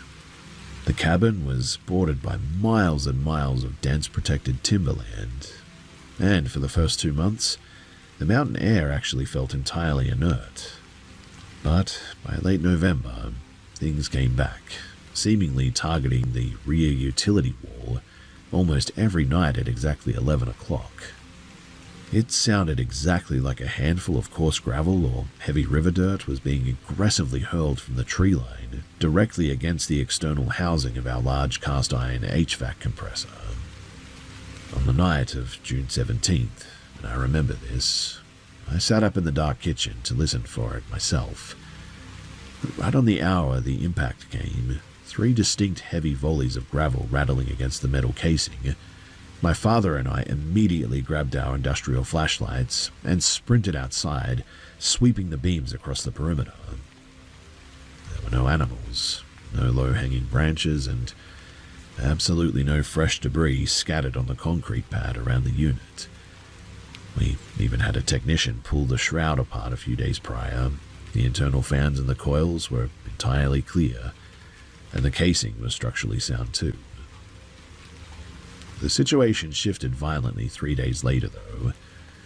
Around 6 in the morning, while the entire household was still asleep, a massive explosive impact literally detonated against the utility wall. This time it didn't sound like loose gravel too. It sounded more like a heavy, dense boulder had been launched directly at the metal compressing casing. The shock wave was so severe too that the cast iron housing violently shuddered against the concrete, and the heavy condensation that had pooled onto the internal fins was physically sprayed across the window glass inside. We bolted out the back door in our undershirts, expecting to find a shattered window or a pile of loose rocks or something. But the yard was completely bare. There wasn't a single grain of dirt or a tray pebble on the concrete pad anywhere. But when I knelt down with a flashlight to inspect the metal shroud later that morning, I discovered 3 deep, jagged structural dents driven right into the thick iron plating, something that would require an immense amount of force or energy to do that. I really don't know how something like that even happens, and so, to this day, I still have no explanation for it.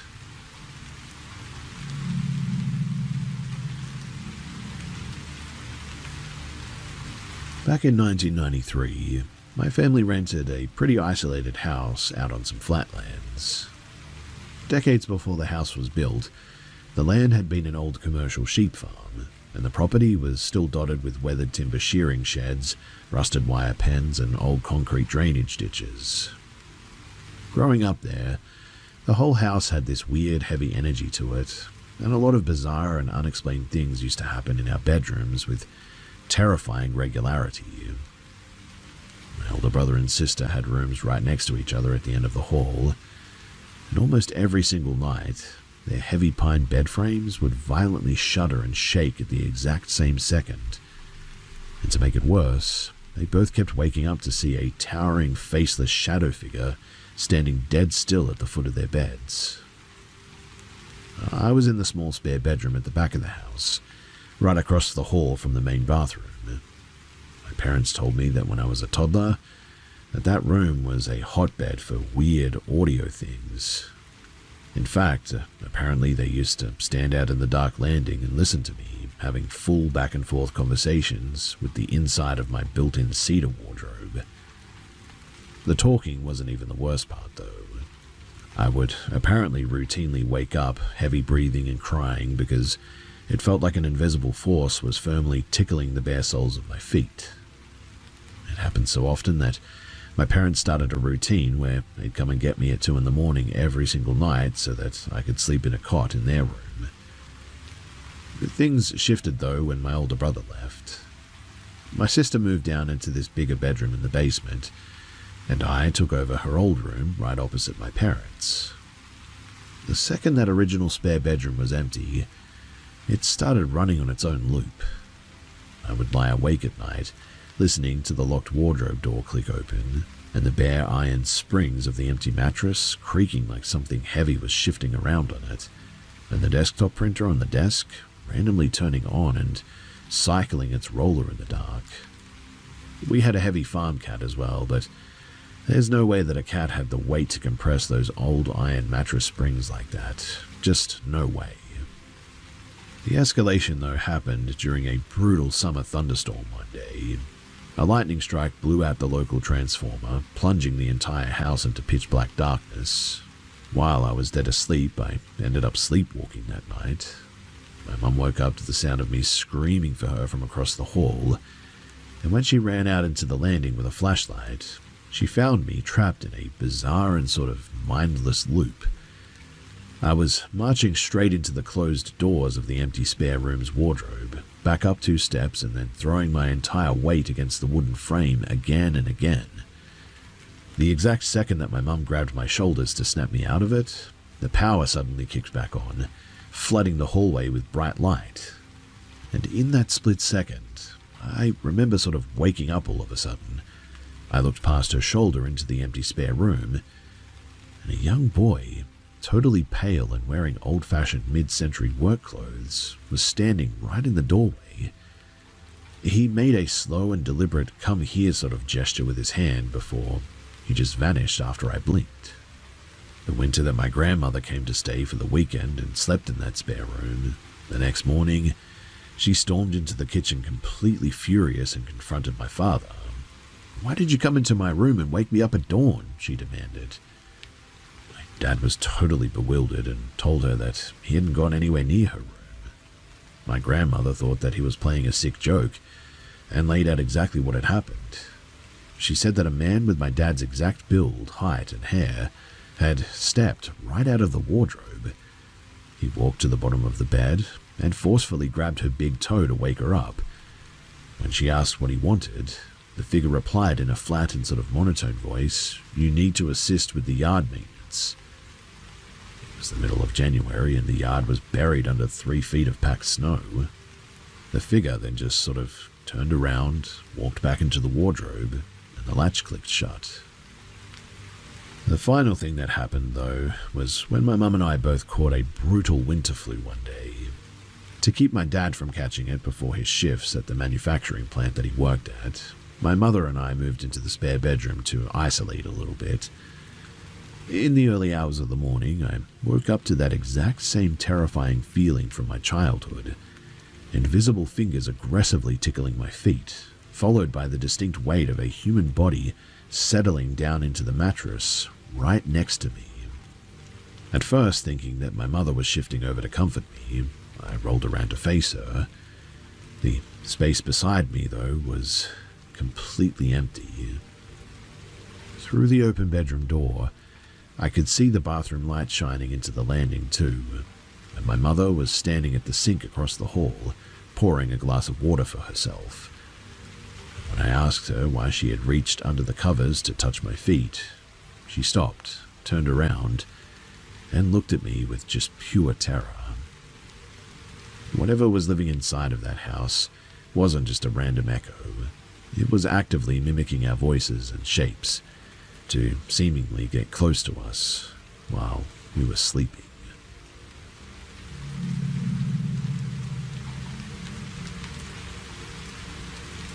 So my husband and I, we manage a remote cabin out in the thick woods of the Appalachian foothills. The land out there is incredibly rugged, packed with dense pine trees and steep rocky edges. Because we're so isolated, we always invite large groups of our close friends out for weekend hangouts and whatnot. Now, the weird stuff started on a clear, completely still evening in July. My husband and I were just relaxing out on the back wooden deck, when out of nowhere, this incredibly loud, high-pitched screech literally tore through the air, coming from a spot exactly 3 feet in front of our faces. It was absolutely deafening, and held a completely flat, steady tone for at least 15 seconds straight. It didn't sound like a bobcat, or a fox, or any animal that I'd ever heard before. Terrified by how loud it was, we literally bolted inside.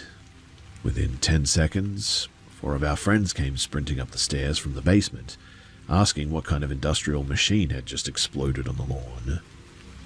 Exactly 10 minutes later, while we were all gathered in the kitchen, that exact same 15-second screech went off again from the same spot on the deck. And well, that was really it. We locked all the security doors and stood lookout for some time, but we never saw anything. Things escalated, though, immediately after that second screech. My husband unlocked the front door to walk down the gravel driveway with a high-powered flashlight to go and check the perimeter. And about 2 minutes after he had stepped into the dark, my 8-year-old daughter grabbed my shirt, trembling. "Mummy, why is Daddy doing that through the window?" I turned toward the front door. Standing right on the porch step was a shape, with my husband's exact height, build, and clothes. But his posture was completely wrong. His chin was sort of pinned flat against his chest. His eyes were rolled up, looking at me through his eyebrows, and his hand was rapidly scratching against the solid wood door. Thinking that he was just pulling some stupid, badly timed prank to break the tension, I rolled my eyes and walked back to the kitchen. When my husband walked through the front door 5 minutes later, my daughter immediately asked him why he was acting so weird on the porch. He stopped dead, totally confused. "What are you talking about?"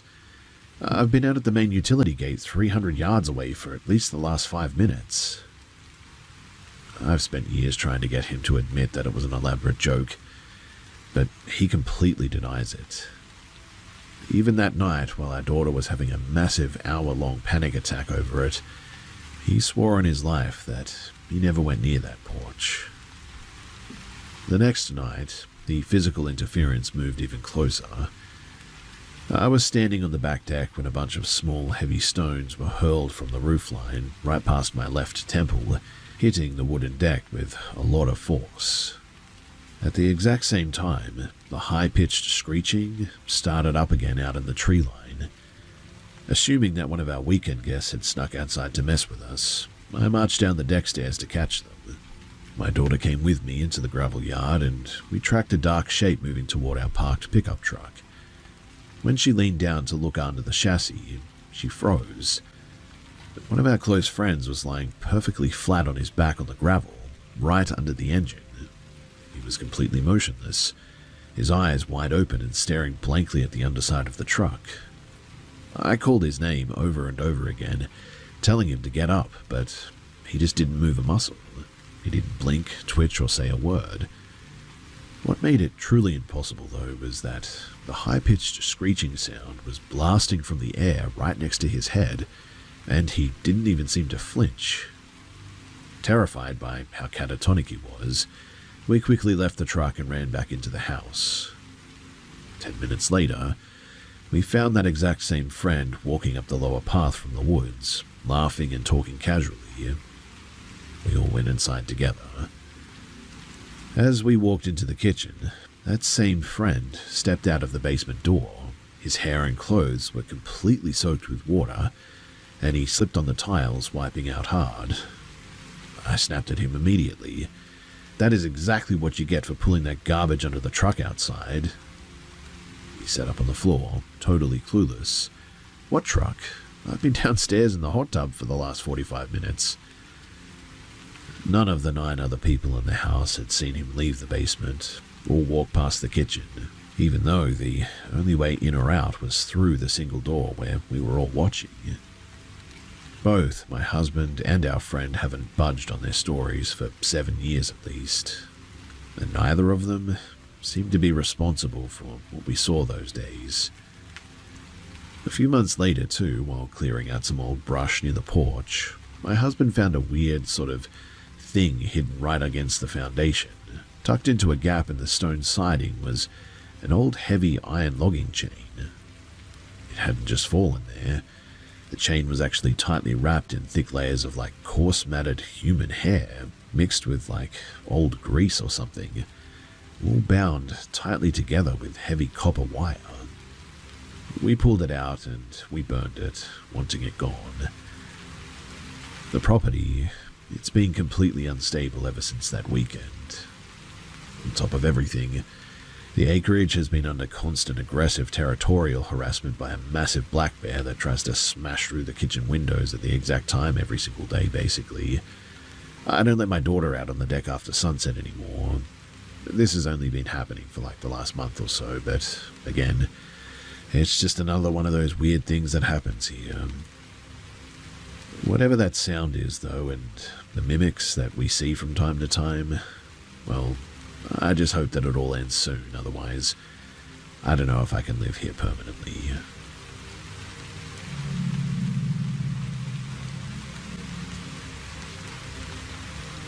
So, I'm going to give some information about my bedroom and the house and how it's all set up, so that everything else will make a little more sense. But my room is set up like a square. My bedroom door is tucked in the bottom right corner, with my bed up against the opposite corner, with the foot of the bed facing towards the top of the square. In the front of the square, there are 2 windows at the foot of my bed, with maybe a yard of wiggle room so I can walk to my door. Last year was really rough for me though, and my room was incredibly messy, so the only way that I could get to my door was to hop off the foot of the bed and walk past both windows to leave my room. Under the 2 windows in my room is a small roof covering a room from the first floor. The roofing extends a foot past the room's wall on all sides, and there's no way to get to this roof unless you went through my windows. There's also no way to get on top of the house, like at all. No trees, no fence, no ladders, nothing. Now last year, I was up late at night listening to music.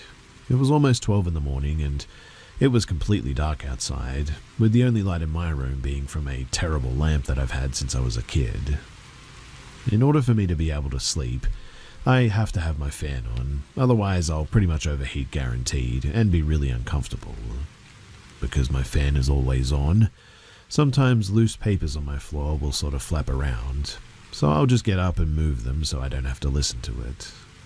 This night though, I heard a noise that didn't sound like paper coming from the foot of my bed. I was sort of confused and paused my music to listen. It got louder and I looked to where the noise was coming from. There was nothing on the ground, but when I looked up, a visceral fear that I've never felt before suddenly ran through me. At first, I genuinely thought it was a dog outside of my window, or a fox, but it was too unnatural. It was peeking into my window and I could see its head and its pure white, unblinking eyes. That creature was the thing causing the noise, which I realized was scratching on the metal mesh outside of my window. We stared at each other, and this thing was huge. The creature started walking along both of my windows, scratching along the metal until it disappeared off to the side. Its back looked similar to a porcupine almost. I can't even describe it, to be honest. It was just sharp and it looked dangerous and made my breath hitch. I waited a few minutes, and thinking it was gone, I started inching towards the foot of my bed so that I could get the heck out of my room. It walked back across though, scratching the mesh, before sitting at the window in front of me and just staring at me. It paced between my windows for a bit, before walking off to the side and disappearing, keeping those wide eyes on me the entire time. Once I knew it was gone, I kept my eyes on the window at all times and backed out of the room. I sprinted down the hall to tell my parents, who were very disinterested, and, well, that was that. I walked back into my room and kept the lights on as I cried, and I just stared at my windows. I've slept with my lamp on since then, too. Now, a few months later, I had to move schools, and that's where I met Ali. We bonded pretty quickly and became really good friends. 7 months into our friendship, she opened up to me about her paranormal experience and how she thinks that she has some things that follow her around. She told me a lot of stories, but the last one, it made me stop. Ali started complaining about this dog that she's seen a few times across her life, and how it freaks her out. Before then, I had never told anyone about the creature that I saw outside of my window, but she described it perfectly. After she finished, I opened up about how I saw the exact same thing, and since then, I've been trying to help her with her spiritual attachments. I've always dealt with paranormal stuff, and I'm a very spiritual person, so nothing usually phases me. I've been dragged out of my bed by the leg when a spirit was mad at me. I've been woken up in the middle of the night by a spirit trying to talk to me. Sometimes I can see like auras, I guess you could say, around people. But this was a rare occasion that something genuinely freaked me out. Ali is dealing with some demonic stuff, I guess you could say. Like, I'm talking scary demonic stuff. She lives on native land and has dealt with some of their supernatural creatures before. And my town also has Native American roots, which makes me wonder if the dog could be something native.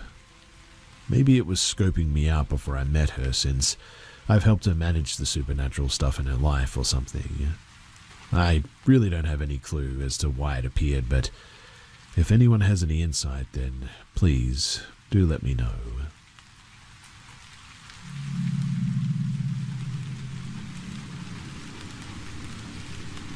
Something reminded me of this incident that happened a few years ago at a friend's apartment, and I thought that I would share it. So back before COVID, around 2019 or so, I went to a party that my friend, 19 and female, was throwing at her place. No occasion or anything, we were just looking for a reason to get drunk, really. Anyways, I showed up and it was a small group. maybe 5 other people, mostly guys. We're all having a good time. A few hours go by, and as we're chatting in the living room, I hear a knock on the balcony fence. For context, they were on the ground floor level, and their apartment was on the far corner of the property downtown in our city. We ignore it and continue on.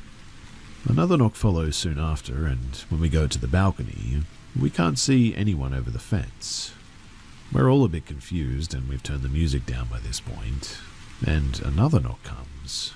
Only this time, on one of the windows, and then again on the windows beside that one. It's getting closer to the front door until finally this person is knocking on the front door. When the peephole is checked, however, you can't actually see them, which means that they're either ducking down or hiding. So all of the guys tell us to get behind them, and they're going to confront whoever is doing this. They grabbed whatever kitchen knives they could. I think someone had a broomstick too, which was a bit comical, but they busted out the front door. Me and the other girls followed behind, and to our horror, we see a single, very tall, skinny man crouched underneath the staircase with his right hand stuffed into his jacket pocket. His eyes looked yellow and bloodshot, and he immediately started to take off. The guys caught up and started questioning him, and he makes up some story about looking to get a haircut. They tell him to get out of here, and eventually he does. In all of that commotion, too, I noticed that he had left behind an envelope that was covered in glitter. It was empty but sealed and covered in blue and purple glitter, and my friend's car had the same blue and purple glitter sitting on the hood. We think that he must have assumed that she lived there alone, and was going to bait her to open the door so that he could force his way inside. She lived at the apartment with her boyfriend actually, but he didn't have a job, so he never left. To any onlookers, you'd only see her leave every day. And thank goodness she moved apartments not soon after that, and nowadays she's doing much better. But yeah, I really don't know what would have happened had there not been all of us there that night. I really hope that I never see that dude again, because the way that he was sitting there crouched up like that, it still haunts me. It wasn't in a passive sitting position or anything. Honestly, it was like he was ready to spring into action.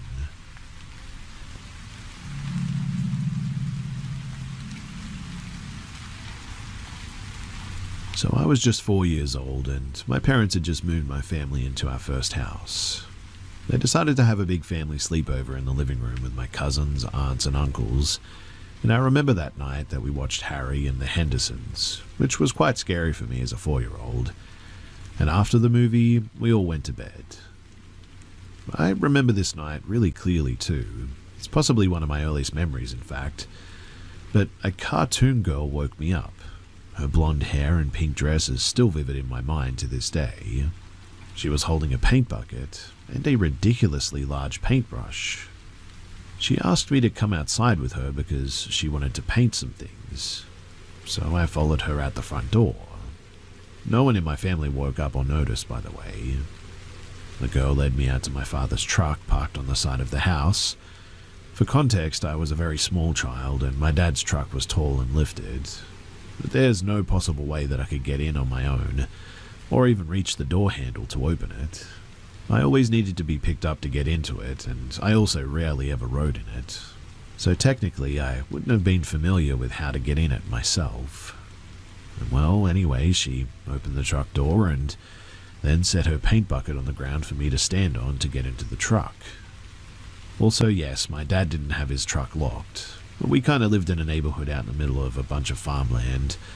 My dad seems to think that nothing can happen out there, so he doesn't care to lock his truck or pretty much anything. Anyway, I don't know exactly what happened after I got on the truck, but I remember being locked in there and watching the cartoon girl walk away. Once I was alone, I was absolutely petrified. I felt like I was being watched, and I remember being horrified about that Bigfoot Harry from the movie coming out to get me. So I did what any 4-year-old would do, and I freaked the heck out. Luckily, my dad was working in the garage that night after everyone had gone to bed, and I guess I was screaming and crying loud enough that he had heard me from inside the garage. He ran inside the house and saw the front door wide open, still everyone asleep. So he then ran outside because, well, it sounds like I was being kidnapped, but he found me inside of the truck. It's still a huge mystery in my family to this day on how exactly I was able to get into that truck. My dad checked everywhere too, and there was just nothing that I would have been able to climb on to get inside, let alone even open the door. And it's been unexplained all these years. Ever since then, I have had countless paranormal encounters, and they seem to follow me around. But hey, it's kind of a cool story to tell when I want to spook anyone, so I hope you enjoyed it.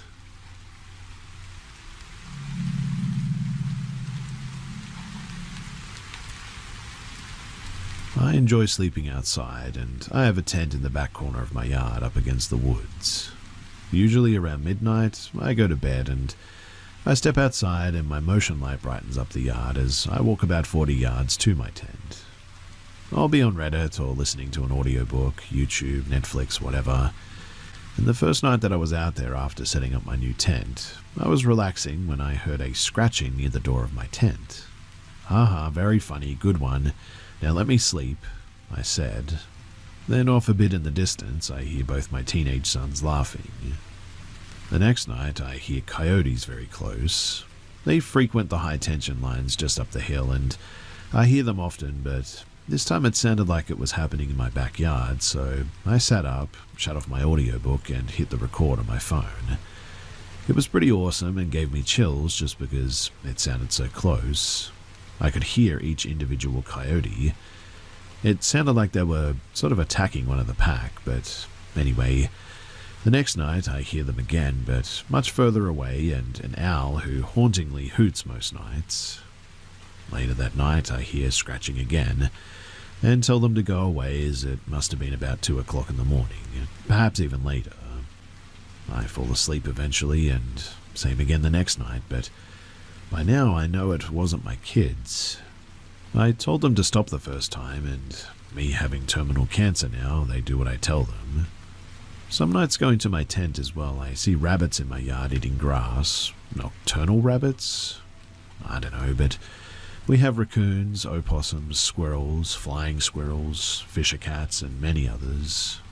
I figured that something was brushing against my tent every night while grazing or whatever, but one night it was so loud and sounded so deliberate that I sat up and turned on my electric lantern and looked towards the noise, and see my shoes bouncing up and down on the tent floor. I thought to myself, oh my goodness, it's mice this whole time, or a snake, something that was comfortable beneath my tent.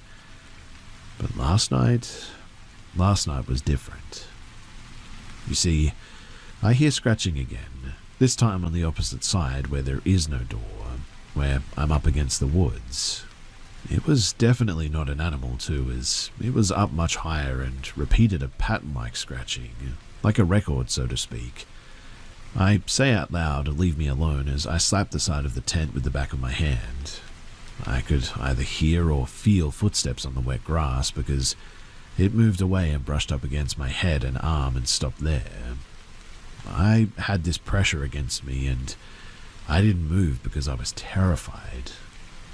After about 15 seconds, I felt it slowly move away and stop probably a foot or two away from my tent. It was weird to hear myself say loudly, "The power of Christ compels you." I couldn't think of something better to say. It just came out and, well, it seemed to work. I wanted to go in the house, but I was too frightened to open my tent and break for the porch. So I turned my audiobook back on, but turned the volume all the way up, and somehow, eventually I fell asleep. Tonight, though, I'm sleeping in my bed, and tomorrow I will go through the video on a bird feed camera that might have caught something. Being a skeptic, I will assuredly make some more excuses on what it could have been, but I was so scared last night that now I think that perhaps one day, who knows, I may become a believer.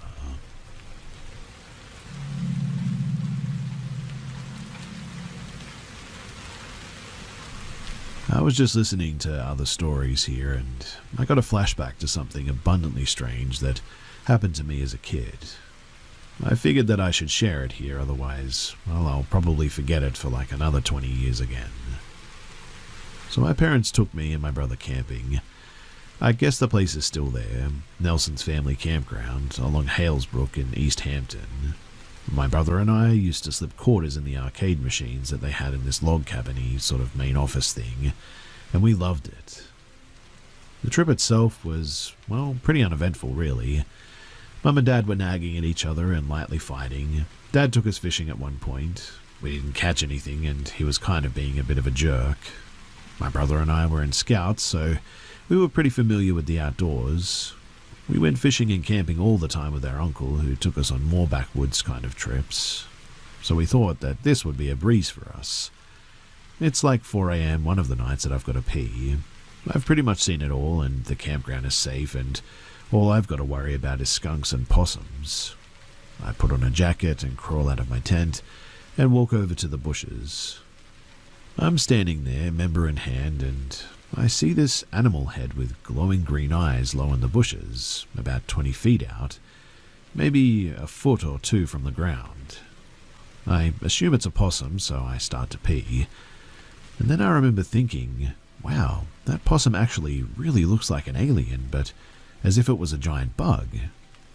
My eyes adjust and I expect a possum face to appear, but no, an alien, but sort of looked like a praying mantis. It kind of sinks in how strange it is. The eyes are glowing green like that and not yellow, like a bioluminescent sort of thing and not a reflection. I recall it reminded me of fireflies at the time, and then my eyes actually adjust, and I see that not only am I right, but I also see that it has long, spindly arms. It's laying there in a position like it was doing push-ups. Its otherworldly and strangely long arms are bent at the elbow, which when bent sit higher than its head. It sort of looked like a long letter M, I guess. I kind of digest all of this, as it were. I'm not dreaming, so I should probably panic, but I realize that if it's an alien, that they're only like 3 or 4 feet tall according to law, so I don't really care. I mean, I'll kick its butt, right? But then it stands up. Well, the head elevates, the arms straighten, and maybe it's just a human after all and some gangly creep. But the head keeps elevating. It would have had to have been 9 or 10 feet tall by the time that it was done standing up. I was just frozen there trying to tell myself how not real this was or the millions of things that it could be. Then I realize, no, what I'm seeing is what I'm getting. I'm looking at exactly what I think I'm looking at.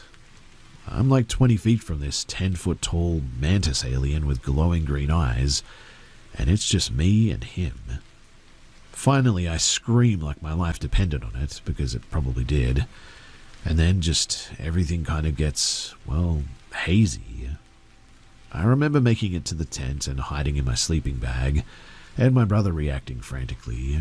My parents are upset that I woke up the whole campground, and I tell them what happened. They walk over to where it was and see that it would have for sure been a few feet taller than adults, and I feel like I'm about to be sick. Meanwhile, I'm expecting a long, gangly arm to dart out of the brush and snag one of them. Thankfully, that never happened, but still, I was absolutely freaking out. I want to believe that it was a dream or a night terror, but my brother harassed me about it for a good 10 years before, well, unfortunately, he died. I guess the most unsettling part of it all was just how confident this thing was, like I was just inconsequential to it, and it was observing me with what I would describe as disdain. I was just this gross nothing to it, like it could eat me, but thank you, no thank you sort of thing. I don't know why I felt that way, but I distinctly remember that, and the whole event is not something that I think about that often, but like I said, my memory was jogged by another story, and so I thought that I would share this.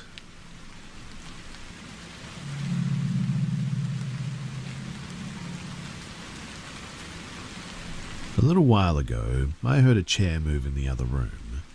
I looked over and saw that it looked like the chair had been pulled out from under the table. I felt a bit weird about that, but I blamed it on the cat and went back to decorating my MySpace page. Yeah, I was like 13 at the time. About an hour later, I heard the chair move again though, and this time it was facing me. Again, I tried to blame it on the cat, but that's when I noticed that the cat was above me, on the printer, soundly asleep, and had obviously been there for quite some time. When I realized that, I had the craziest chill run up my spine, because we didn't have any other pets, and if something was in that chair, it was sitting there, and seemingly looking at me. I was so freaked out I ran into my sister's room and hid under her blankets. She didn't wake up but was really confused why I was in her bed in the morning. When I told her what had happened, she said that she had seen the ghost in the house too. Apparently, one night she woke up and saw a tall man in a cowboy hat standing at the end of her bed. In that moment, she thought that she was going to die and hid her face under the blanket, but nothing happened for so long, so she eventually looked and the man was gone. This was my mum's husband's house, and apparently he'd had multiple priests and mediums come through, and they all said the same thing, that there are 3 spirits in his house, and apparently one is a cowboy, the other is an old woman, and the third is an indigenous man. I don't know which one was messing with the chair that night, but I am super glad that I never saw the cowboy at the foot of my bed.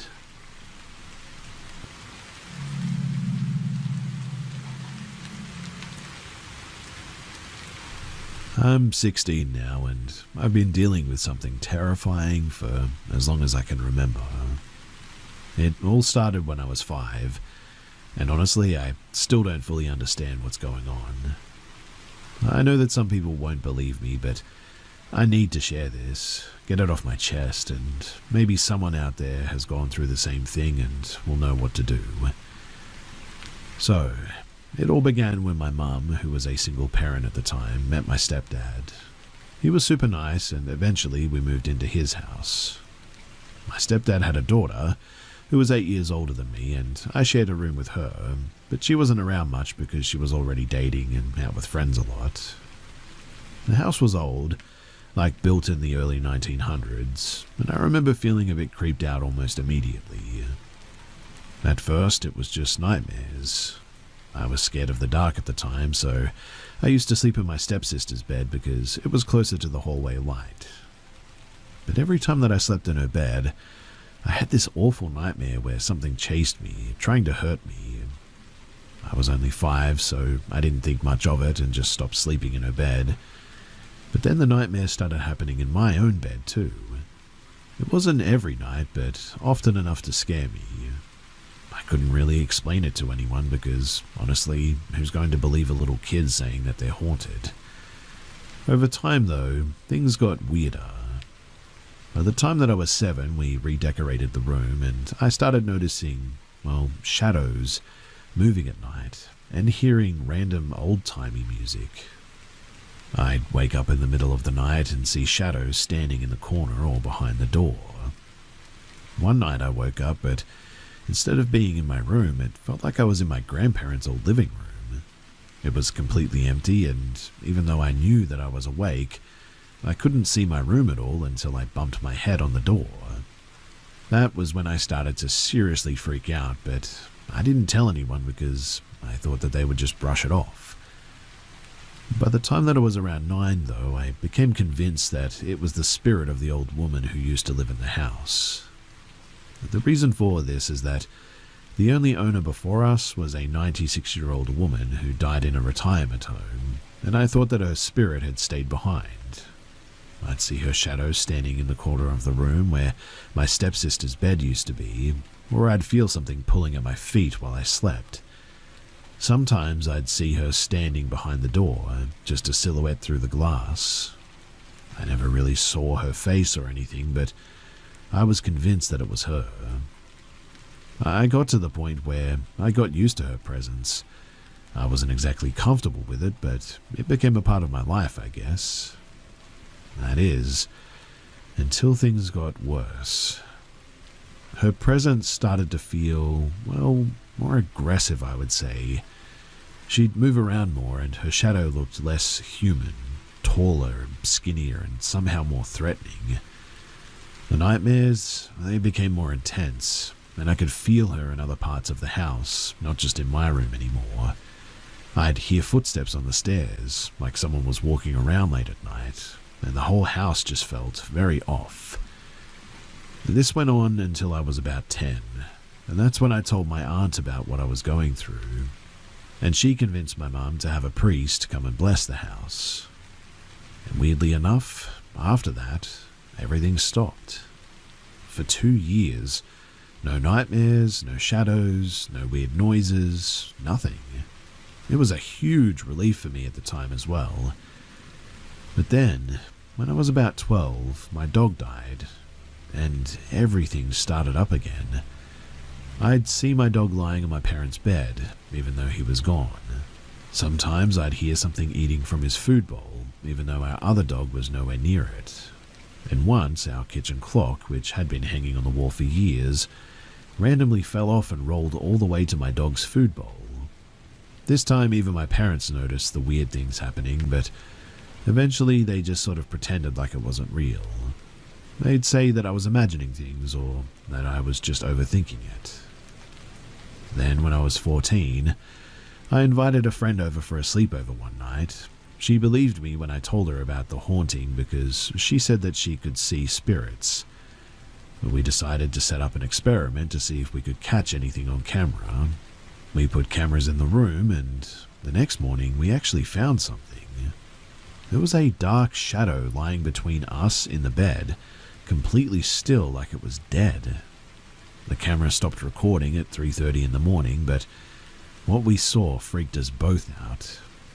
I showed the footage to my parents, hoping that they'd finally take me seriously, but they just made me delete it. I wanted to send it to someone who knew about this stuff, but they wouldn't let me.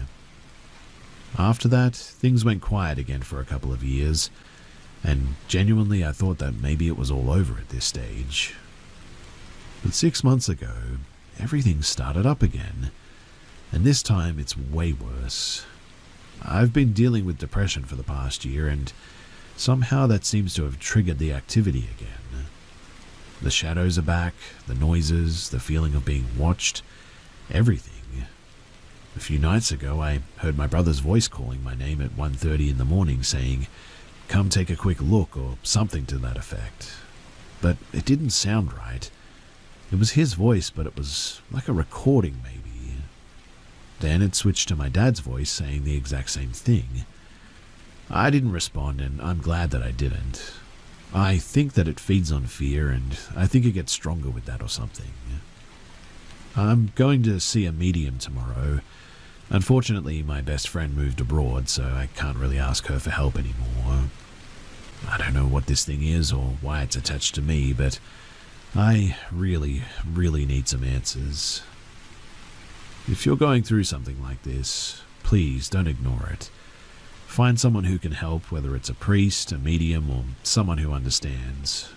Don't let other people's disbelief stop you either. I'll keep you guys updated after I meet with the medium, but please, do wish me luck.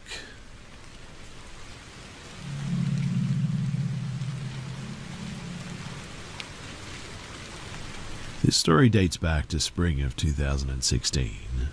At the time, I was in my late 20s, I was young and fit with very long blonde hair. A total hippie chick that had quit her job to travel the US with my ex at the time, pre-pandemic before the van life or tiny home movement really took off. We left our home in the Midwest of January that year, after holiday celebrations saying goodbye to friends and family. By sometime in April or early May, we made it to southern Texas and decided to check out Padre Island National Seashore.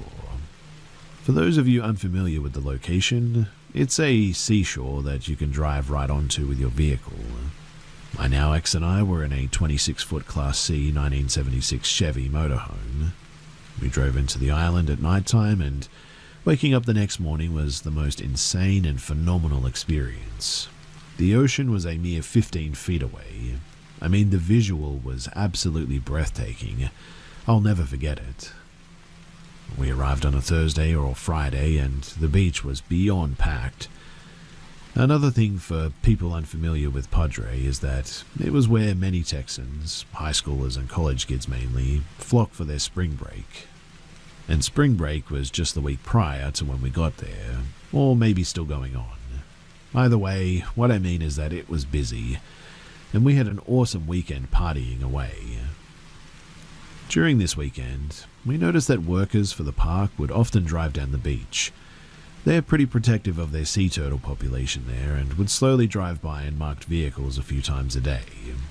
And by Monday morning, we woke up to find the entire island emptied out. When I tell you that we were literally the only ones both when you looked left or right, we were the only ones for what seemed like miles. It was a gorgeous morning too, so I walked the dog quickly and then came inside to sit at our pop-up dining room table to do some journaling. My ex was asleep on the very back couch. We were backed in with the windshield facing the ocean, so of course I took a seat looking towards the beautiful view.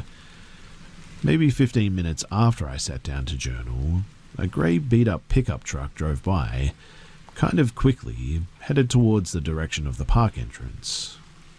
That was the first activity I'd seen on the island that morning, and I didn't think anything of it.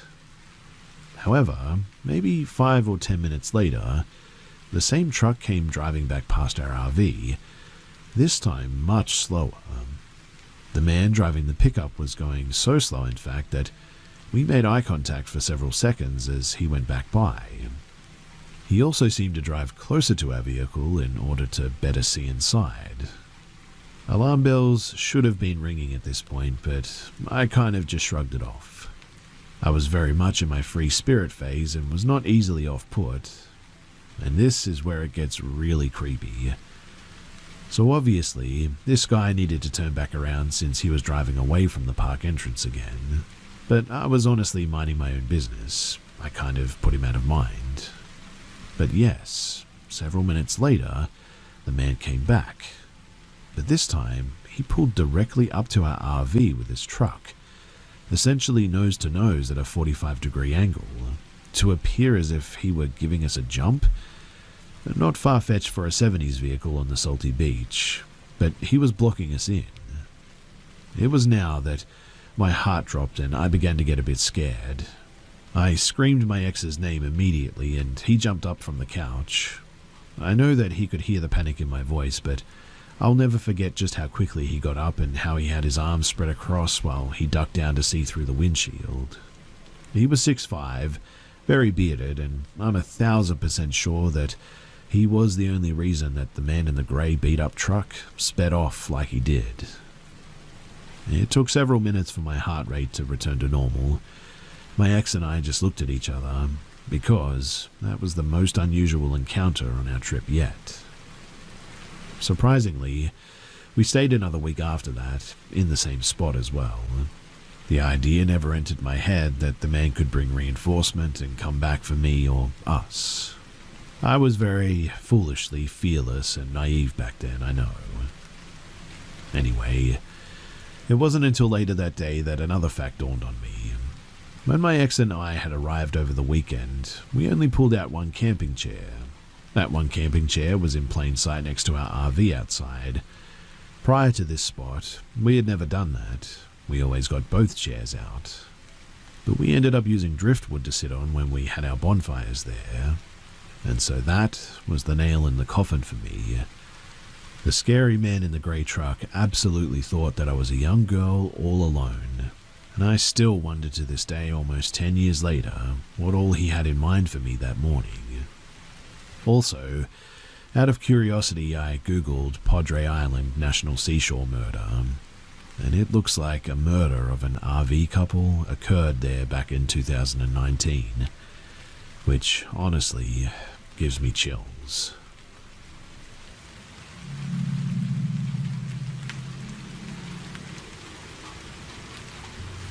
I would like to start by saying that I know that this story sounds crazy. I know it sounds made up. I could write a book off of the things experienced in this house. I didn't believe in ghosts until, well, I went through this experience. and even now I struggle to find my sanity when retelling it. My family and I all question our sanity while going through it, but I can assure you that this story is 100% true, and honestly I wish that I was making it up. I am not the only person who experienced things too.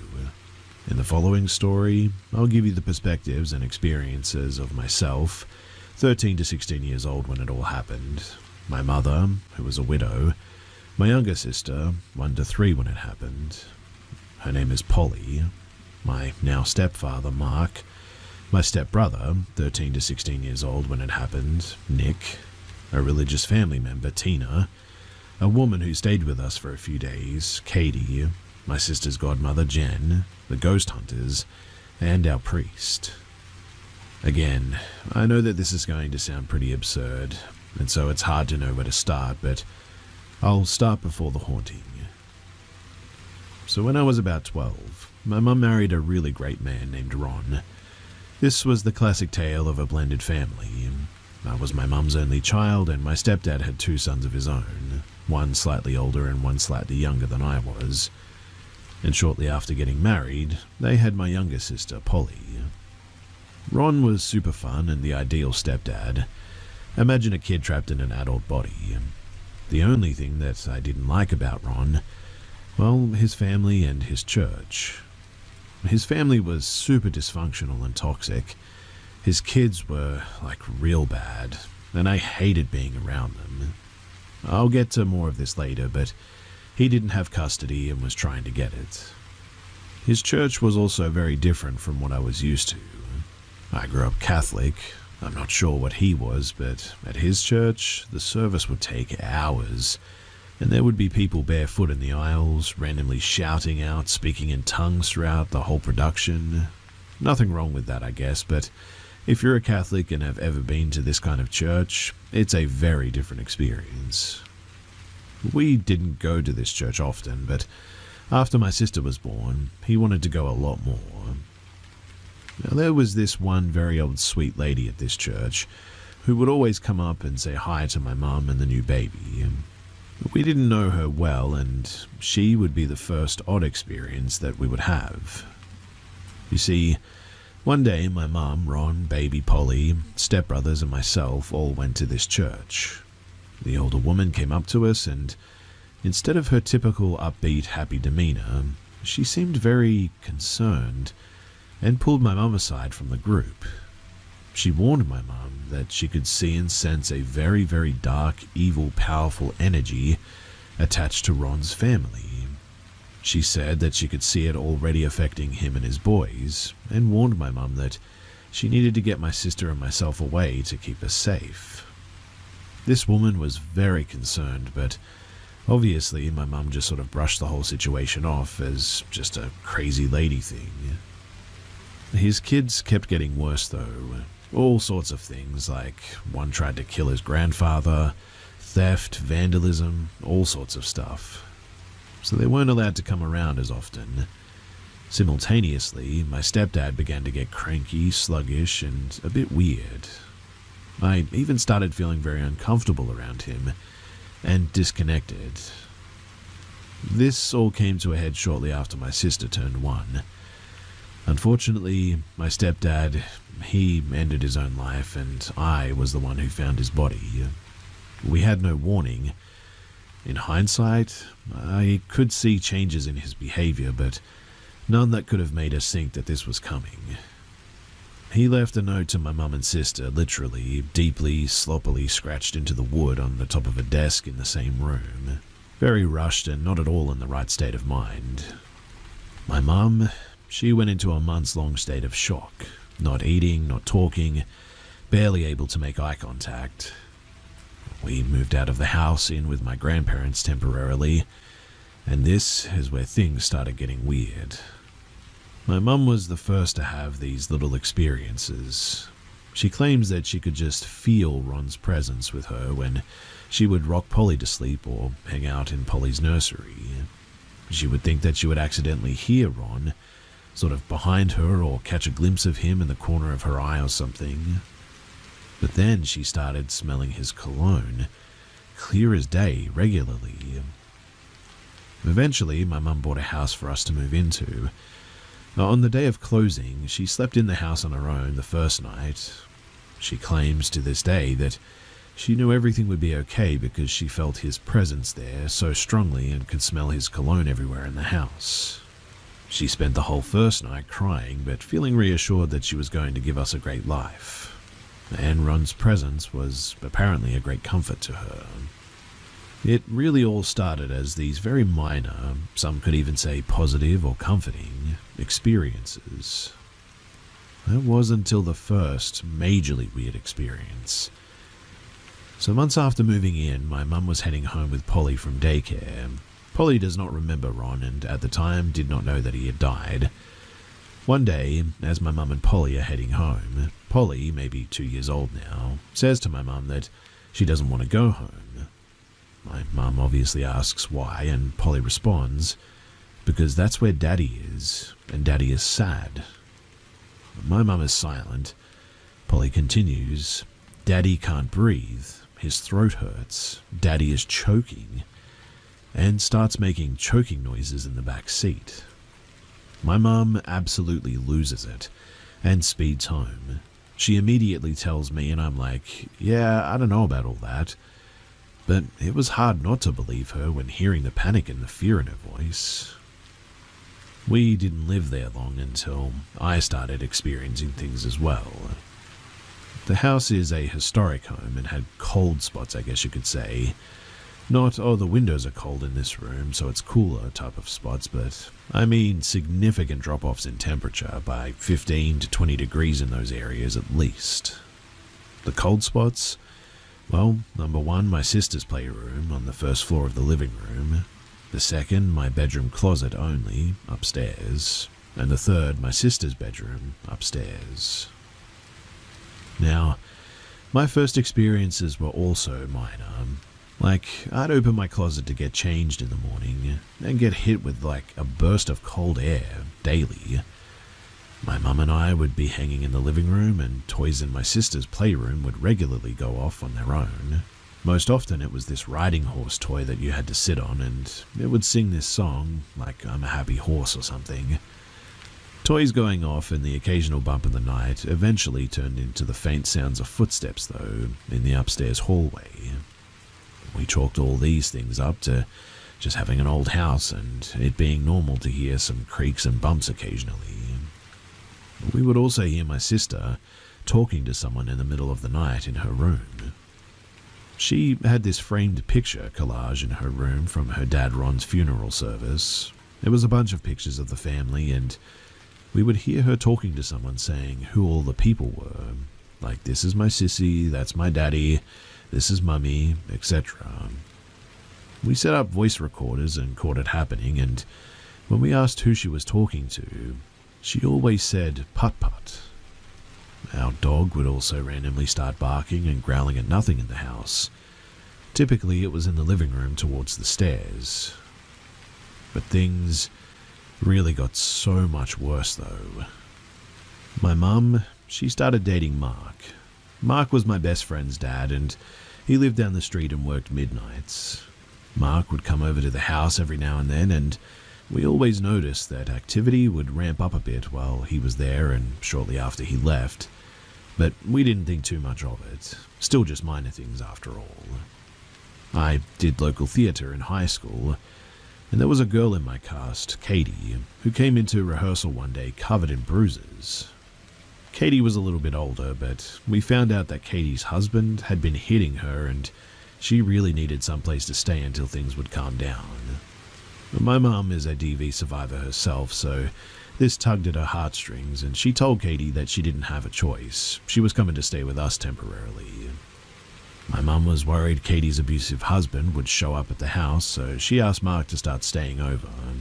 Keep in mind, though, that Mark worked midnights, so during the day it was only him and Katie. But after Mark moved in, that was when things really took off. Katie stayed for a few days and then she suddenly left. It was a very hasty leave and we wouldn't find out until later that she left because she was terrified of being alone in our house. She said that she would hear things, see figures out of the corner of her eye, and felt a very heavy or negative energy in the house. She also said that she felt like she wasn't alone and was being watched. She asked if our house was haunted, and we just sort of laughed at the idea. But then Mark started having experiences, a lot of them too. Mark is a very vivid dreamer, and according to him, he started having some of the worst, messed up, violent, even sadistic nightmares that he had ever had in his life in our house. Some of them are so sad that to this day, he won't even tell us what happened in the dreams.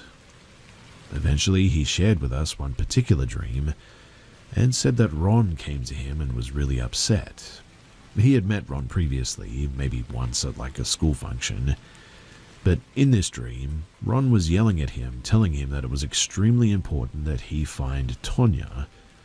Mark asked who the heck Tonya was, and my mum and I's mind were blown. Tonya was one of Ron's sisters. They were not close, and Mark never met her or knew about her. Yet he kept saying that it was really important that we contacted Tonya. The next dream Mark tells us about had us questioning all the happenings around the house even more, because apparently Ron became a regular in Mark's dreams, getting increasingly more angry and violent with each dream appearance.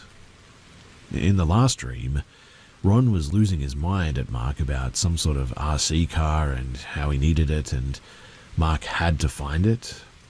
My mum and I had no idea what he was talking about, so we contacted Ron's old best friend. The old best friend knew exactly what we were talking about, because apparently Ron had a little RC electric car that he'd always take apart and put back together to make it faster. Eventually it just went into a box, I guess, in the basement, and my mum and I never knew about it. The car was actually before our time in his life. The best friend asked how we knew about it though, and was pretty shocked to find out that it was via my mum's new boyfriend's dream.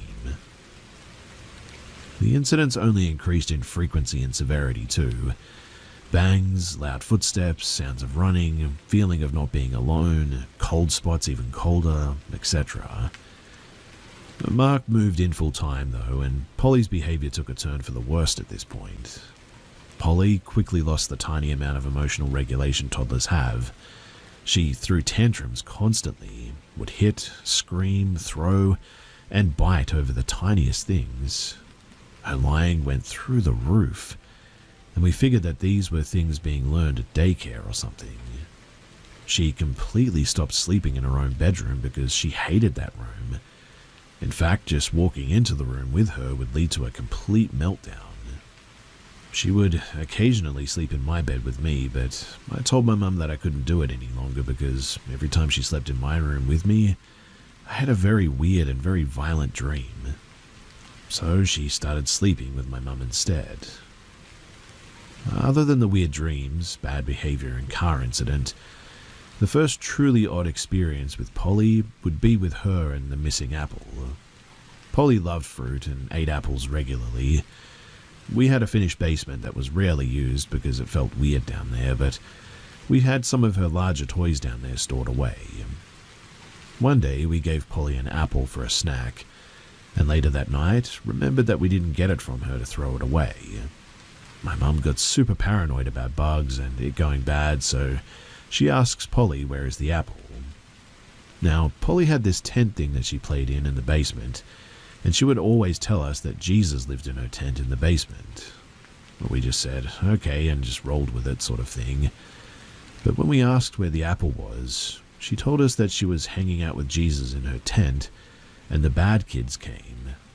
No clue who the bad kids are, but she would also tell us that there were bad kids in the basement. Remember the bad kids for later. Polly, though, was adamant that either the bad kids took her apple, or that Jesus gave the bad kids her apple. We searched the house and the garbage can from top to bottom like 1,000+ times, and, well, we just never found that apple. Polly is 13 now and still says that she remembers the bad kids in the basement, and is still adamant that they took her apple. My mum practically interrogated her about it as a kid.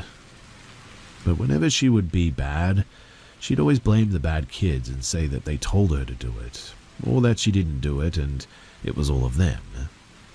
Her behavior, though, kept getting worse, until she eventually would get so upset about something that she would start screaming and biting herself until she even drew blood. This is obviously not normal for a toddler. Keep in mind this new habit too, because this only gets crazier. A side experience my stepbrother, Nick or Mark's son, had soon after that also included the basement. He didn't live with us, but he had a key and he would come and go. He was not fully aware of any of the things happening in the house at this time, but he was coming over to hang out, and we were still out running errands. He said that he would just wait for us inside, and he swears on his life that when he walked inside, he clearly heard my mum's voice calling for something from the basement, and heard what he described as kids. He went down to look for them, and then called me to ask where we were. I obviously said that we were still out and asked why, and he was adamant that he thought that he had heard us. Well, while down there apparently, he felt the need to go to the toilet, because what story would it be without my brother going to the bathroom? But anyway, he didn't want to make the main bathroom smell, so he used the basement bathroom since he was already down there anyway. And he claims that right after getting off of the phone with me and being mid-business, he heard a child laugh right behind him, and it absolutely terrified him. According to him, he has never jumped off of a toilet so quickly. Now, we had been living in this house for maybe a year at this point, and the experiences were only getting more frequent and, well, pretty much undeniable. The footsteps, the toys, the cold spots, the sounds, the dreadful feeling. Making excuses for the things happening around us was getting to be pretty difficult at this stage.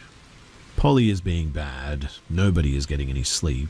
We were frustrated, exhausted, and drained mentally, emotionally, and physically. And I think that's when whatever we were dealing with, it took advantage of us the most. Polly started having night terrors regularly, very different from a nightmare, and also started sleepwalking too. You would find her standing in the doorway of her room, standing right above the stairs, standing somewhere in your room, or you'd wake up to her standing at the side of your bed, which always terrified me, but mostly we were afraid of her getting hurt. At the same time, the sounds of heavy footsteps upstairs became regular, and I remember one night my mum had put Polly to sleep up in her bed, and Mark, my mum and I were still sitting in the living room just watching a movie, when clear as day, we heard someone absolutely booking it down the upstairs hallway. We give each other that look, and my mum says, heck no, she's going to check that. We needed to make sure Polly wasn't sleepwalking though, so somehow they convinced me, the teenager, to go upstairs and check on my sister. And there she is, fast asleep on my mum's bed, certainly not sprinting through the hall. Another memorable experience, though, was soon after my sister's 3rd birthday party.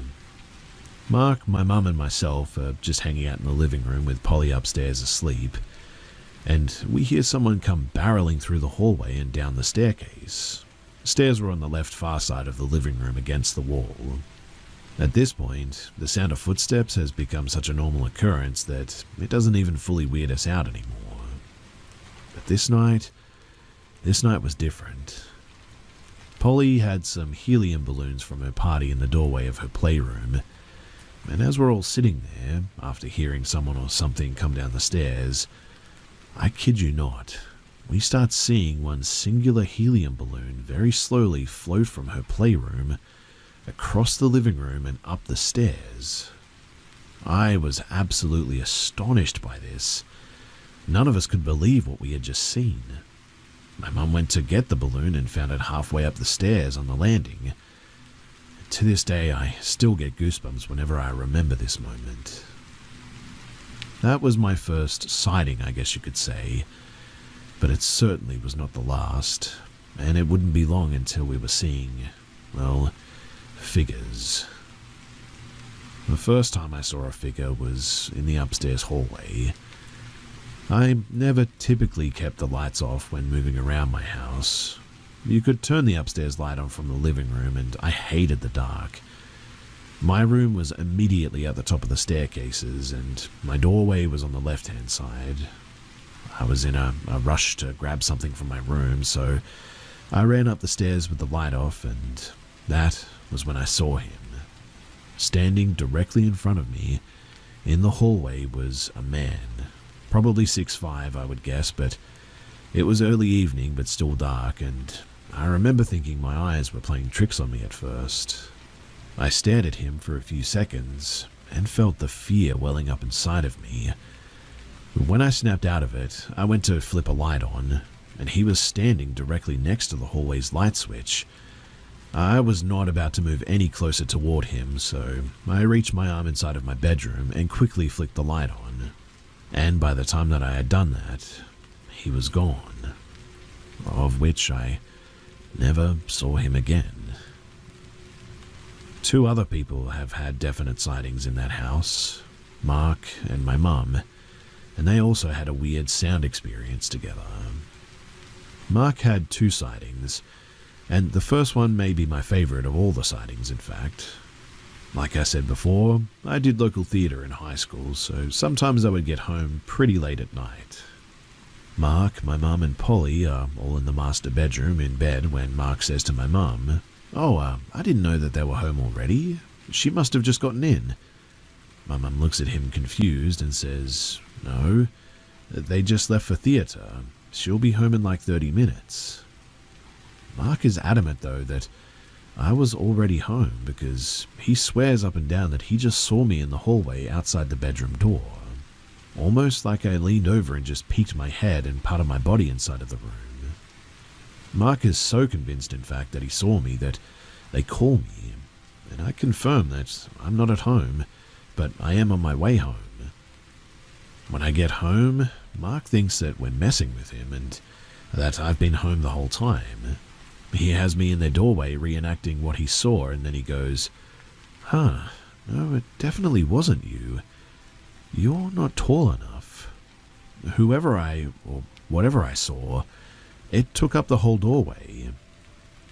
Now, I'm not sure why Mark seemed to think that I was that tall, but it's consistent with my sighting of a very tall man or thing or something. Which leads to his next sighting, which was not nearly as exciting, I guess. We had one of those old school attics where you would pull down the string thing and the ladder falls from the ceiling. You know the one, right? Then you climb up and you lift that wicked heavy door at the top to get in. Well, we kept holiday decorations in the attic up there, and Mark says that when he opened the attic, he saw a tall dark figure bolt from his eyesight behind a stack of boxes. Upon seeing that, Mark just closed the attic door and he got the decorations down another time. Now, to my mum's sightings. She has always stuck to the same story as well, and it actually makes me believe her and also question what kind of mother that she was. Remember how I told you nobody was getting any sleep? Well, my mum was regularly waking up around the same time every night, and this turned into the tradition of her going downstairs for a glass of orange juice and going back up to bed and typically checking on us kids. We all sleep with our doors open, so she would just look in. Now, you'd walk up the stairs, and my bedroom was immediately on the top on the left side, like I said before, but the bathroom was across from my room on the right side, and Mum's room was at the end of the hallway on the left side. Polly's room was at the end of the hallway on the right side. And my mum, she claims up and down that she woke up in the middle of the night one night, flipped the hall light on, and headed towards the stairs for her regular orange juice. We had to put a baby gate up due to Polly's new sleepwalking habit, so she had to stop before the stairs to open it. And right when she reached the top of the stairs, something caught the corner of her eye, because she saw a tall black figure in my room standing at the end of my bed, facing me. She stood there for a moment and looked at it, said to herself, "Nope, I'm half awake and delirious. It's not there." She goes downstairs and gets the orange juice, and upon walking back up, She says that she reaches the landing and, clear as day, sees the black figure run from my room through the hallway and into my sister's room. Sister was not in her room, by the way. She says that it freaked her out so much that she just immediately ran to her room and just got back into bed. Thanks a lot, Mum, right? Anyway, around this time my sister got very sick too and was miserable to sleep with, tossing and turning, burning up, all that. My mum and Mark, they were in bed watching TV with the dog. Polly had been put into her room for the first time in a very long time to see if we could get her to sleep there. Mark and my mum claim that as they were sitting there, they very clearly both heard, "Where is she?" spoken out loud. They looked at each other and immediately started trying to deny. Like, my mum asked Mark, "Did you hear that?" Mark says, "Hear what? The dog's stomach?" My mum says, "The dog's stomach? And what did the dog's stomach say, Mark?" Mark responds, "Where is she?" They then both freak out and run to my sister's room, grab her, and they put her back into bed with them. And here is where things, well, they took a bad turn. So, remember how nobody is sleeping or everyone is having issues with sleeping? Well, I had started to get really, really bad sleep paralysis. I had never gotten it before, but it became a regular occurrence. And one night in particular, I woke up, but I couldn't move. I was sleeping on my stomach, so half of my face or my right cheek was in the bed, and I remember knowing that I was dealing with sleep paralysis and needed to snap out of it. And I started to see the room around me or behind me glow red, and I could see shadows on the walls around me just out of sight. I heard two voices, neither of which I would describe as human. The first voice was on my left side and was very deep, guttural, almost growly, but repeating something over and over in a very rhythmic-like chant. It wasn't English, and it sounded like no language that I could recognize, other than maybe Latin, which we would hear at church sometimes. The other voice was higher, though, grainier, and sounded more agitated, I guess. It was like the higher voice was egging the lower voice on, and it also wasn't in English. It was then that I felt the most insane, heavy pressure on my back pushing me down into the bed. I remember thinking how I knew that I was in sleep paralysis, how it was likely to be a dream even though it seemed so real. The harder it pushed me, though, the more difficult it got to breathe while the rhythmic chanting only got louder. I remember starting to cry and genuinely thinking to myself that I was about to die. If you've never been in a situation where you genuinely thought that you would die, know that it's a feeling that it will never leave you. It sticks with you forever. Well, I tried to move, and I remember straining to scream or just make some sort of noise, anything really, but I was stuck and just completely helpless. Well, whatever this thing was, it was going to kill me, and I began begging God in my head to save me. I'm not even religious, but here I was praying, when all at once, it just stopped. I remember feeling my heart pounding in my chest, and unlike other bouts of sleep paralysis that I had gotten, immediately after the chanting and the pressure had stopped, I could move. I never had to, wake up out of it, which was just so weird to me. The next morning, as I was getting ready for school, I was terrified and, well, eventually I broke down in tears telling my mum about what had happened as we got ready for the day. As I was changing my clothes that morning, she walked by my room and stops me, because I had scratches all over my back. Not deep ones and no bleeding, but red scratches all the way down my back. That same day, my mum gets a call from my little sister's godmother, Jen. Jen is a bit freaked out and says that she needed to call my mum to see if we were okay. My mum wants to know why she's asking, and Jen proceeds to tell her that the night before, she woke up in the middle of the night to a tall, dark figure standing at the end of her bed. She felt frozen and immediately felt a deep sense of dread. She started feeling overwhelming pressure on her chest, pushing her into the bed. All she could think about at the time was our family, and she yelled out for it to leave her alone, and it disappeared. She apparently needed to call us and see that we were okay and what was going on. Mind you, she had no idea about my own experiences that night, or about any of the other things that were happening in the house. This was too much of a coincidence for me to just dismiss, and we couldn't rationalize it or explain it away. If it was just my own experience, we maybe could have made some excuses, but how the heck did Jen know? And also, what did Jen also see? And so, it was at this point that we knew that things were getting serious and that we really needed some help. My mum had friends that considered themselves amateur ghost hunters, I guess you could say. And when they'd heard about the things going on in the house, they were down my mum's throat about coming in to investigate. They set up cameras and recorders and, well, just all sorts of gear.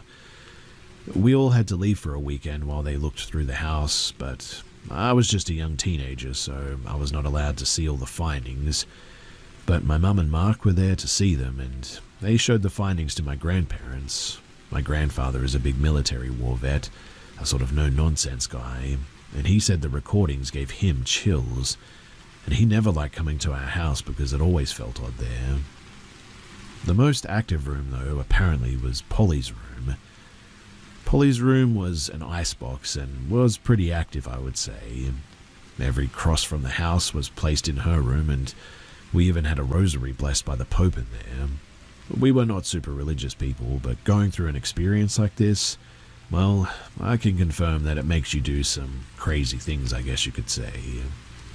In Polly's room, though, they had heard a woman's voice humming over the recording. They even caught something moving the recorder around, and clear as day heard a male voice say, "What is this?" while moving the recorder.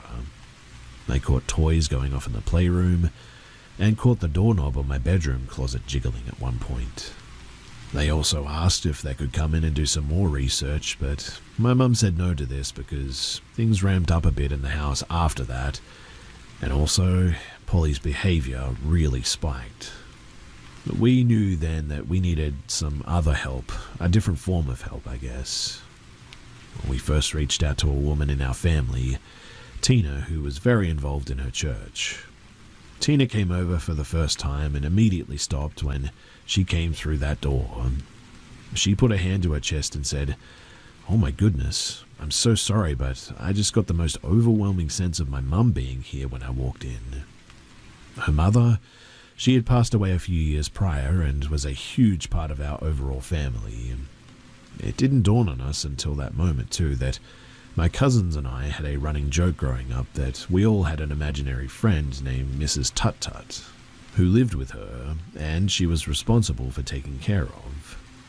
Now, remember the putt-putt person that Polly was talking to in her room at night, and then we caught the older woman humming in the room?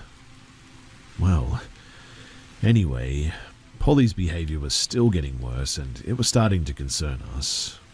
Tina asked when she came in if we would mind if she said a quick prayer over Polly. Polly was dead asleep on the couch, mind you. Tina walked over and sat on the couch next to her, put one hand over Polly and started saying a quick prayer. And I kid you not, Polly's eyes shot wide open. She immediately sat up on the couch and was thrashing around, kicking and crying and screaming that she wanted to go up to her room, take her to her room. As soon as Tina said Amen and stopped praying, Polly crashed back down onto the couch and was out like a light again. It was as if she never even woke up, in fact. We all sort of just stood there, looking at each other with eyes full of fear. I mean, how could we rationalize that? 4 people just witnessed it too. We really feared for Polly at that stage. We went to our church and we spoke to our priest. He listened to our stories and gave us advice. He told us that based off of what we were saying, he felt the entity was evil and we should not try and make contact. He had to assure my mum that this was not wrong. We should avoid discussing it in the house at all costs too. No talk of the devil or watching scary movies. A crucifix blessed with holy water was to be placed in the most active rooms. They're still there to this day as well. And he said that he felt that it was probably demonic, as they can masquerade themselves as somebody else in the beginning and they feed off of grief and stress and all that. He said that he could not do any sort of exorcism though, as the church had to go through an approval process for that. But he gave us holy water and agreed to bless our home. He also taught us how to bless the home ourselves for future reference. He, Tina and my mum, they went to the house to bless it.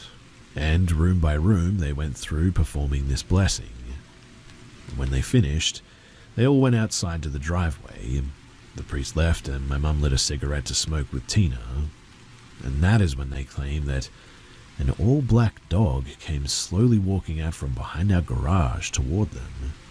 They said that it was nasty looking, beat up, gross hair, just the ugliest dog that you would ever see in your life, and it came toward them with teeth bared, growling and snarling at them. My mum claims that she felt like it was evil and screamed at it to go away and leave them alone, and that it was not welcome there. It ran off, and after that she never saw the dog again. That night, my mum says that she had the most realistic dream of her life. She was wrestling with some sort of a dark figure and was fighting with all she had. She was screaming at it to leave her and her kids alone, and then she woke up from her sleep completely exhausted and covered in sweat as if she was actually fighting something. And, weirdly enough, that was, well, just about the end of it. Polly's behavior just significantly improved, like overnight. The noises and the sightings, they all stopped. Everything went back to normal for a really long time. The last thing that happened though was in 2017 when I was packing up for college to go back home for the summer. My room was all packed up and I had started to feel a bit weird being alone in my dorm room. I didn't have any roommates, but I just didn't feel, well, alone. I contacted my mum and they said that they had also started hearing some things in the house again. On my last day of college, I had to run up to my dorm room to change my clothes really quick, and when I entered the room, I felt a really sort of heavy and negative energy. I sat down in a chair in my room and immediately dazed out as if I was in the most intense daydream ever. The daydream was terrifying and was very violent, and it was regarding my little sister. I booked it out of that room immediately though, and called my mum and told her. They re-blessed the house and we haven't had any problems ever since then. Now, I know so many of you are going to probably say that this is all made up and it's fake, that maybe I've exaggerated things or something. If it was just my account of this experience, you know what, I might actually agree with you. But it's the fact that so many people around us experience things as well, that so many people were present for the same events, that it went on for so long. I have no doubt in my mind anymore that this is real. I honestly think that doubting it was giving it power, in fact.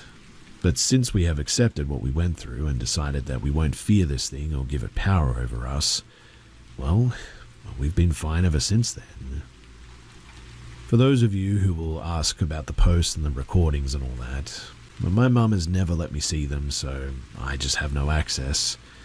I've only got first-hand accounts, and also these were taken in like 2015 or 2016. I don't have the videos or the photos or anything, and they're from quite a long while ago now, so I don't even know where they are or if my mum knows where they are too.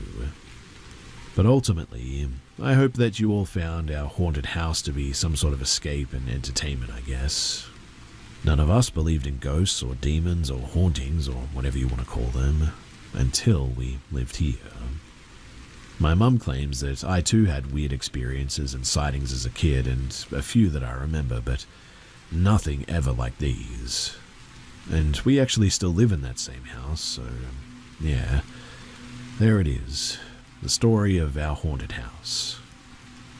A side note, or a fun fact I guess you could call it, that you might find interesting as well, is that Mark's aunt and uncle owned the house that we lived in when he was a child. There were different owners between us, but after my mum and Mark started dating, we found out that Mark's aunt and uncle used to live there, and we learned a bunch of other history about the house. And the house still had some awesome things in it that Mark's uncle had originally built, like the bar in the basement, the built-in bookshelves, etc.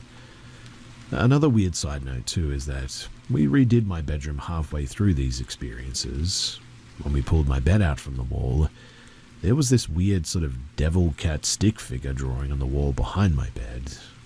We never noticed it when we moved in somehow, but it was pretty big, like halfway up the wall I would say, and it took us 4 coats of paint to get it covered up. We would paint over it, and then the next day you could still see it a bit.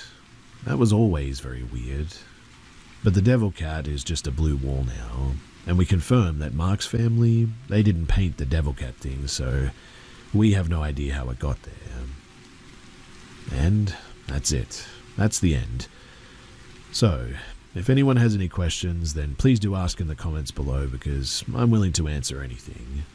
Ultimately, I hope you guys all stay safe out there, and I really hope for your sake that you never have to experience anything like we did.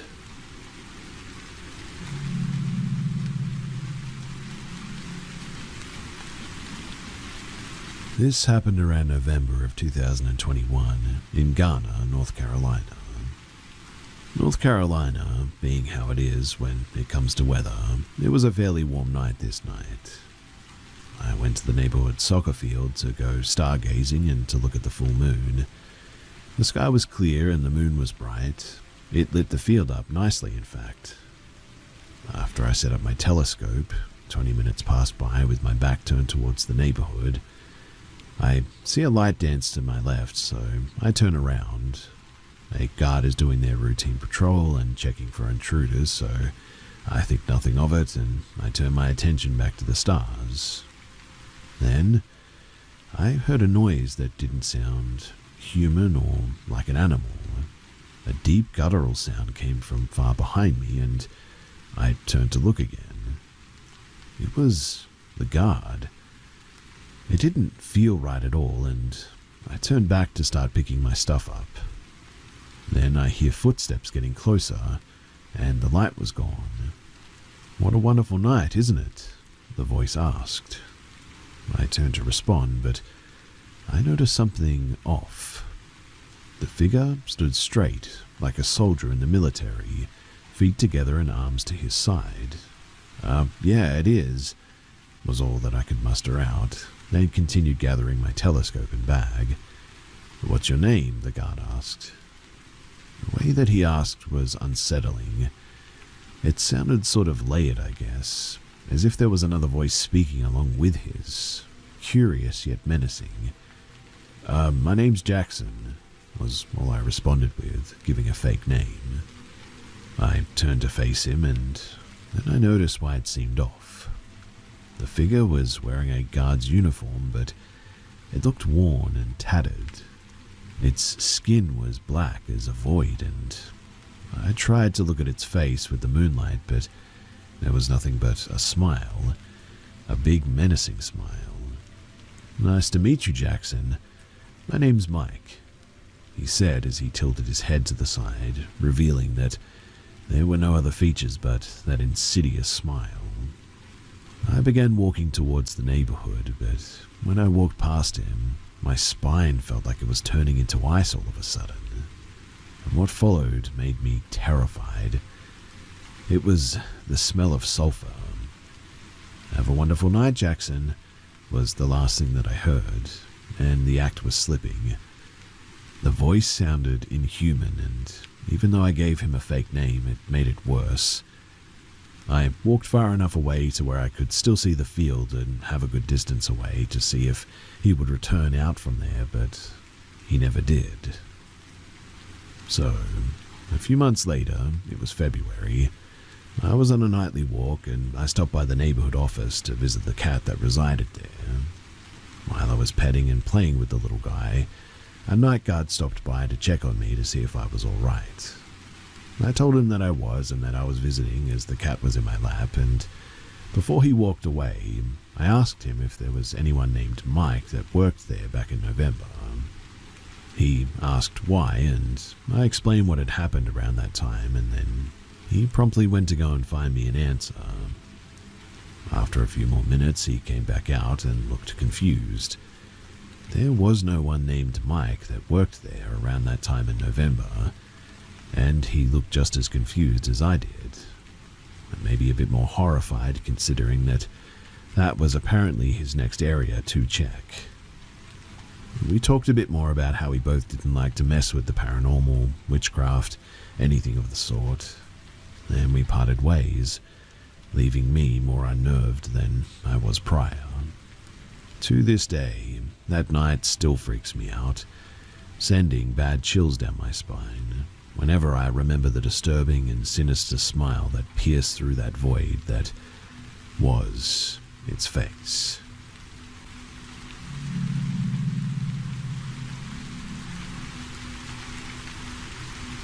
I was around 9 or 10 years old when my mum and I moved up north to the southwest of the UK.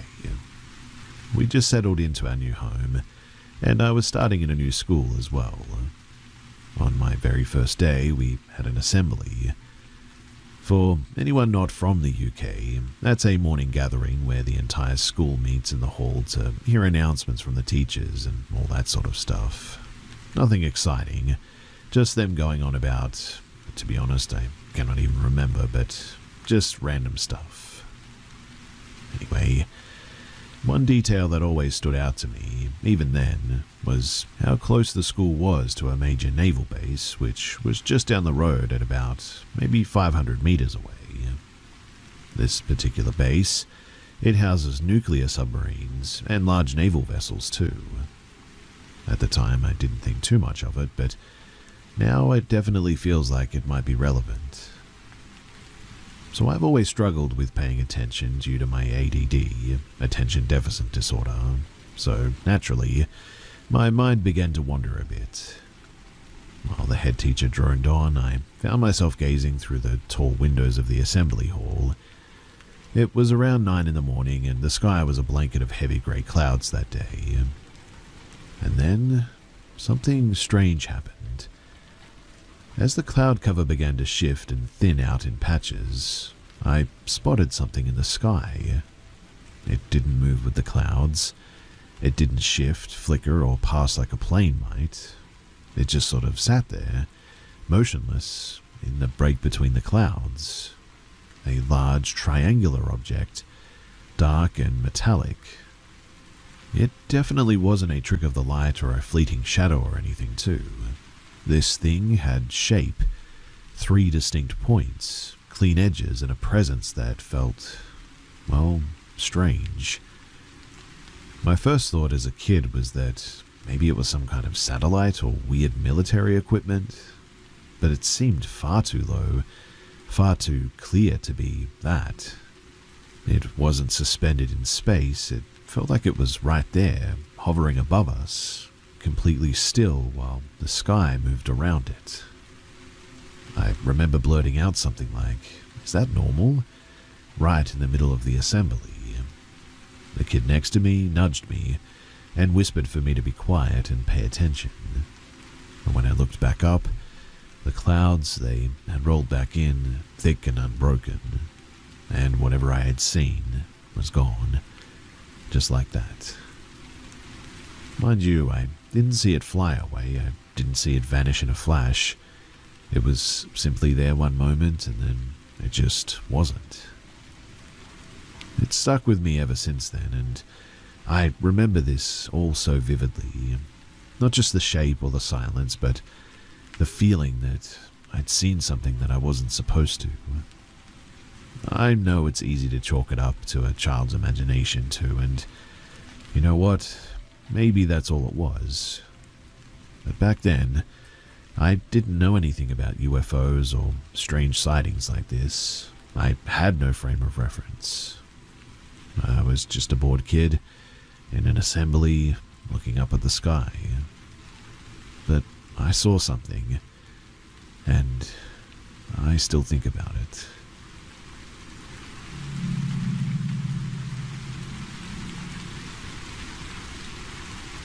This begins back when I was 15. Just for some background too, I work in a 5-star Michelin restaurant as a waitress in a sweet little area. We usually don't get anyone with bad intentions, usually just snobs really. Anyway, Easter Sunday of 2022, one of the busiest days of the year for us, a man, who will be known as the Easter Man, came in looking for a table for one. He was in a 3-piece suit with a carton of chicken eggs. He was sat in my section, so I go over to get a drink and food order. Once I got his order, he kept me talking, asking about my education, what I was doing in school, what my plans for the future were, what my hobbies were, my name, etc., etc. Just a little too much to be polite, but I let it slide. I was busy and tired, and I didn't want any trouble. Eventually, he left for the day, and quite honestly, I thought that was that. Now, for the next couple of months, he would come in 2 to 3 days every week. He got more confident too, attempting to flirt with me, asking me to come out with him after work. However, things got worse when one shift, I was walking him to his table and he slid his hands down my back and over my butt. I turned around and somehow politely told him not to touch me and do not push my boundaries, as I was only 15 and he knew that. After that, I didn't serve him that day. A week later he came in and I refused to serve him once again. My manager took over his table, and yet when everybody was on break and it was only me on the floor, he came inside. He knew by that point that it was table service only, and came up behind me, bringing his hands down on my arms. I was shaken up by that, but politely again told him not to touch me. And then after that, I didn't hear from him again until next Easter of 2023. Now, last Easter, things got worse. He showed up again, the usual shenanigans, yet my managers were prepped this year, not allowing me to go within the vicinity of him, keeping me safe. But this was only useful inside of work. You see, I walk through the town centre to get to work. It's about a 25-minute walk from the train station, and as I was walking to work one day, he saw me in his car and followed me into work. I immediately told my managers, who, yet again, told me to stay away from him. A week after that, I was having coffee before work, about a 15-minute walk away from my job, and what do you know, guess who sees me and follows me on foot to work? I again tell my managers, who keep me away from him, again mind you, yet that day was different. He asked my managers for me, saying that he knew that I was there because he'd seen me. Now last year, in 2024, I took a lot of holidays around Easter time and was off for a lot of exams at that point. Supposedly, he came in a few times, asked for me, and he didn't come in much when I wasn't anywhere to be seen. He hasn't come in since then, however, and, well, this Sunday is Easter Sunday. So, wish me luck for Easter of 2025, because I dare say that I'm going to need it once again.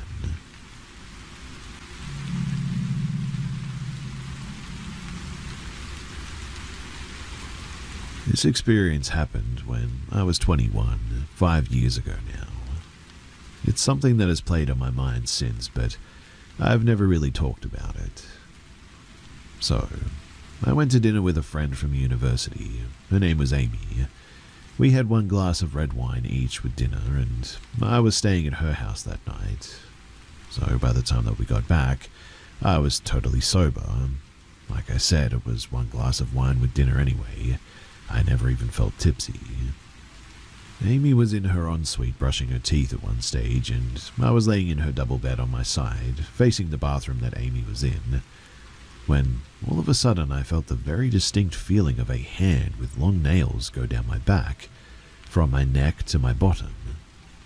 It felt like a real hand as well. I could feel the long nails of all the fingers, and it tickled in the same way that a person's hand would. I spun around in shock and faced the other side of the bedroom, and for a split second, I saw a tall, middle-aged man facing me with his eyes boring into mine. It was the most uncomfortable, unnatural thing that I have ever felt. He was perfectly aligned with the far wall of the bedroom, and I saw him about 5 meters away, so no explanation for the human hand scratching down my back. I was suddenly crying and shouted for Amy, even though she was just next door, and I told her what happened. I was super emotional at this point, obviously, and then she started crying. I asked why, and she told me that she felt like somebody had been watching her from the corner of her room for months now. She even showed me text to her boyfriend where she had told him that she was struggling to sleep because she felt like she was just being watched all the time. Now, a well-known male serial killer, in London at least, that preyed on young women, used to live 2 doors down from Amy's house. I didn't know this as well until I looked it up afterward, trying to find information about this place. It's taken me years to process this because of just how real it was. I mean, I felt the hand scratch me. I saw the man right there, and this stuff is real.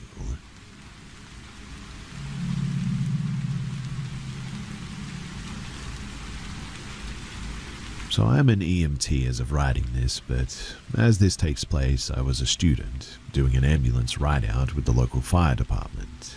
We have an hourly minimum as students to go and learn with them and take calls and all that.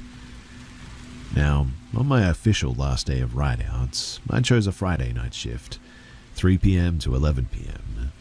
I live in a busy-ish, smaller city in Texas, so most of our calls at this station would occur later into the night. And so, as you can probably imagine, it was common for us to sit around waiting for nighttime. Now, I was taking notes for class when we got dispatched to an unknown status female under a bridge. This isn't unusual, as we have a big homeless population and callers will see them on the road and think that something is wrong. Often they'll just be drunk, or sometimes we have to give them something if they have OD'd or whatever.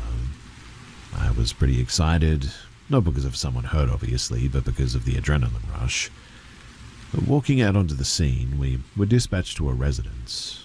It wasn't a house, but it was more a collection of tents intricately connected together under a big main highway road. Walking closer, the EMT, medic, and I found who our patient was. Initially, she had her back turned toward us, and she was sitting down crisscross style, so we were unable to see what she was doing. But whatever she was doing, she looked very busy doing it, like she was soaring or doing something odd directly in front of her. She was sitting in a wet ditch, slightly away from her residence, and it smelled terrible, but I chalked it up to poor living conditions. We tried to get her to speak to us, and she cussed and shooed us away without turning around. Walking up, we finally realized what she had been doing. At first glance, I noticed her legs and feet. She had discolored ankles and feet in unnatural shades of purple, yellow, and green tones. Toward the toes, there was raw red flesh slowly bleeding and inflamed. I didn't recognize what she was holding at first, as I was too distracted by her feet.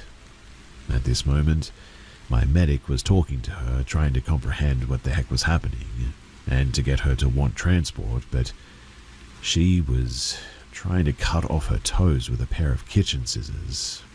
She had completely degloved her toes, and we were also unable to find them on the scene. Now, despite the gruesome injury, she was not in pain, assumedly from the flesh necrotizing. She was also arguing my paramedic down, saying that she did not need to go to the hospital. It took about 30 minutes to get her to at least come inside the ambulance. Unfortunately, the medic and I, we were the unlucky ones to sit in the back with her while the EMT transported. Before transport, however, the smell was overwhelming, and my medic had to briefly step out and throw up before going en route. I'm still unsure why I didn't get sick. I mean, it was really bad. I do have a background in mortuary transport though, so a bonus from that job, I guess. With her on the stretcher and with better lighting, we were able to see the damage that she had done to her own feet. Now, the entire time she was arguing that she wouldn't need an amputation and that cutting her toes off and wrapping bandage around them to get rid of the gangrene would be enough. I looked at her injuries more closely and saw that there were bugs in her skin. Not big ones, but the movement was present, and that's how I noticed them. We didn't want to make her angrier than she was, so we didn't take any vitals or ask too many questions. The stench, though, was absolute insanity. Upon arrival to the hospital, an ED doctor that I'd seen a few times during clinicals took over. The patient was very excitingly screaming about her removal of her toes directly into the doctor's face. We sprayed everything and wiped literally every surface of that ambulance with disinfectant. Directly after that, we left and got some food from Zaxby's. Also, I will mention too that the patient had a bunch of racist tattoos on her, and the day before the fire department had been out on her for a similar call before she hacked off her toes. She had been screaming racist profanities, slurs at one of the responding EMSs, and she apparently had an entire handle of Tito's to drink. And while I don't think that this is the scariest thing to ever happen to anyone, I was certainly very unnerved by the experience. Seeing as I'd only responded to car wrecks, DV, and medical issues so far, something like this was definitely unexpected. Sometimes too, I'll just randomly have images of her feet pop into my mind, and that is something that is very hard to live with.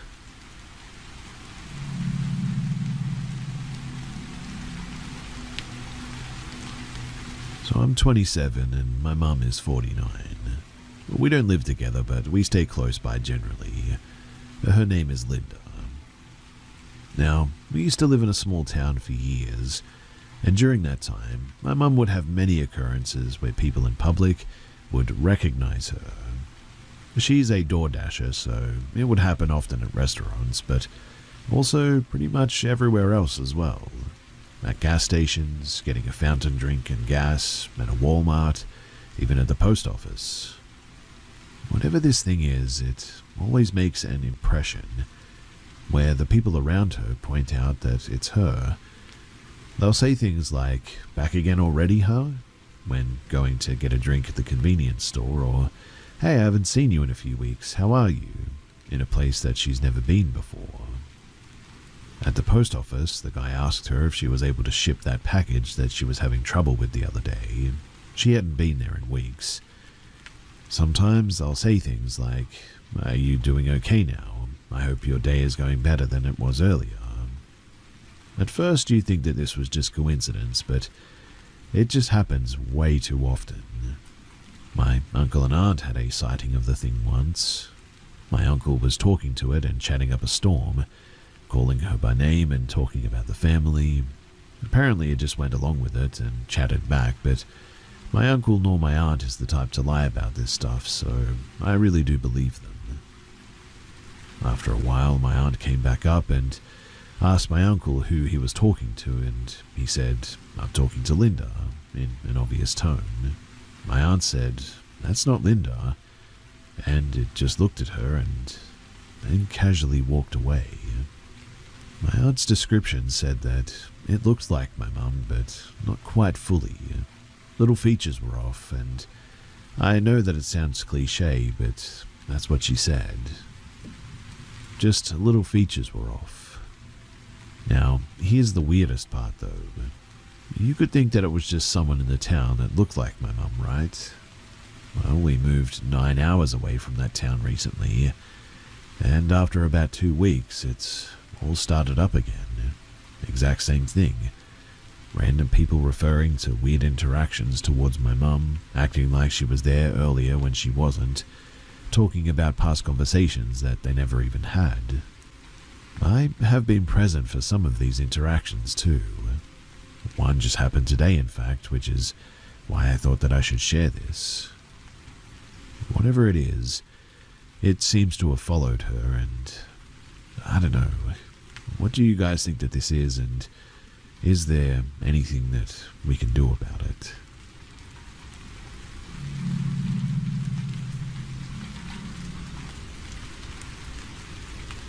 In the summer of 2014, my then girlfriend and I got access to her brother's apartment. It was the year after we had both graduated, so we were still living at home with our parents. That's why we were excited to have a week with our own place where we could be alone. My brother had warned us that the apartment was haunted, not something that we paid too much attention to. Neither of us particularly were interested in anything paranormal, and I think we mostly just sort of laughed it off as a bit of a joke. I mean, we were just happy to have somewhere to crash when we came home late from seeing friends without disturbing our parents for once. Now, on the very first evening, while lying on the couch watching a movie, we heard something fall to the floor in the kitchen. When we went to go and check, there was a plastic cup, one that had been on the counter, lying in the middle of the floor, as if someone had forcefully knocked it off. We hadn't even been in the kitchen that evening since we had eaten out, so we just left the cup where it was and we kept watching the movie. The next day we got ready for another summer day and left the apartment right after breakfast, and when we came back in the late afternoon or evening and walked into the kitchen, there was another item on the floor, this time a large plastic gym shaker. We picked up both objects this time. We didn't really talk much about it, just noted that it did happen and it was weird. But that night is when things got truly eerie. So we went to bed in the bedroom and made sure that everything was closed like we normally did. The apartment was on the ground floor, and there was a fair amount of visibility from the outside, so we drew the curtains and shut all the windows, partly to keep out the traffic noise and partly so that no one could see in. Of course, that made the room very warm, and in the middle of the night, my girlfriend woke me up. We were both lying on our backs in bed when she told me to look up, and the ceiling lamp, which hung from a long cord, was spinning rapidly, as if someone had given it a powerful push to make it rotate in a perfect circle. I was awake now, but very tired. I remember staring at the lamp until it stopped spinning and then just sort of falling back asleep. The next morning, she told me that she had stayed awake the entire night because she was so shaken by it. I remember her being pretty rattled the next day, but we moved on quickly and we never really talked about it again. Our relationship didn't last past the fall, and 8 years later, in a completely different city, we went home together after running into each other by chance during a night out. I asked her if she remembered the lamp in the bedroom that summer, and she immediately burst out yes, and that it honestly terrified her. It's something that I'll never forget, and something that to this day I still cannot explain.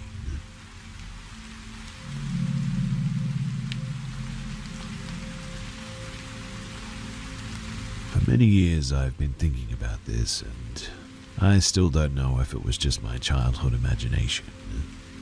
So I used to tell my friends that I saw something in my house. Usually I'd say that it might have been a ghost, but honestly I genuinely have no idea. I cannot say exactly how old I was, but I was definitely still in primary school. That much I remember. It happened in the winter, in Poland, 2009 most likely. Probably a few days after Christmas Eve, because I was playing with a Lego set that I got as a gift. Now, it was already dark outside, the lights were on in my room, and I was playing on the carpet across from the door that opened onto a lit hallway. From that angle looking out the door, I could see a wall and the banister around the space above the stairs.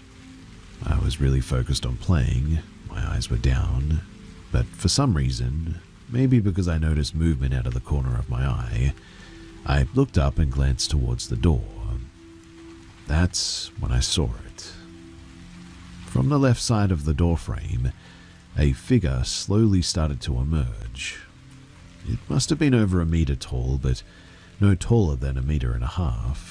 It had a strange color, but not so much the figure itself, more like an aura surrounding it. Kind of a mix between purple and celadon. It was floating in the air, maybe 0.5 meter off the ground, hard to say exactly. I was just a kid sitting on the floor after all, so I had to look up slightly. It had bent legs and a bit of a hunch, and in that position it slowly drifted to the right through the air. I don't remember what it was wearing exactly, but I know that it had clothes, purple for sure, pants and black leather shoes. It looked like a formal outfit almost, and it appeared to be male. I remember that it had a fairly large head, so big it looked disproportionate to the rest of its body, with a black mop of hair and big ears. The facial features were hard to tell. I saw it from the profile. Definitely very prominent cheekbones though, and a big nose. I froze for about 3 seconds though. I couldn't move. I was in shock. Then a wave of chills hit me and fear took over. I immediately looked down at the Lego bricks and started pretending to play. In my head I was thinking, just pretend you're playing and maybe it won't notice you. Pretend that you didn't see it. But after a few seconds, I couldn't process what I had just seen, or even whether I had seen something, or if it was just my imagination. And quite honestly, I might have believed it was all in my head to this day, if not for what happened next. Curiosity won out, and I looked up again, without lifting my head too much because I was afraid that it might still be there. And then, I saw from that side of the doorframe, part of the figure was still visible. After a short moment, it then completely moved out of view. I was stunned and terrified. I sat there for a while, trying to gather the courage to run to my parents, who were in the living room downstairs. When I finally managed to do it, I ran out of that room, not looking to the right out of fear that it was still there, bolted down the stairs, and sat on the couch next to my parents. I never said a word to them. I just took comfort in the feeling of safety, and I was scared that they wouldn't take me seriously. I didn't have the strength to try and explain to them because the emotions that I had just gone through had completely drained me. That thing, whatever it was, it never even looked at me though. It was like it didn't even know that I had seen it. I never told any of my friends at school either, as I didn't want to be laughed at. For the next few days, I felt uneasy any time I played in that room though, afraid that I'd see it again. It took years before I told anyone, usually after a few drinks, and only in vague terms, just saying that I'd seen something that I couldn't explain, without ever going into detail, as I didn't want to seem like a complete weirdo. But that's why I'm here. Has anyone else ever encountered something like this? Was it just my imagination, do you think? What keeps bothering me, though, is that when I looked again, it was still there. If it weren't for that second glance, I wouldn't even think twice about this, and would have assumed that it was just my imagination. But because of that second glance, I really don't think it was.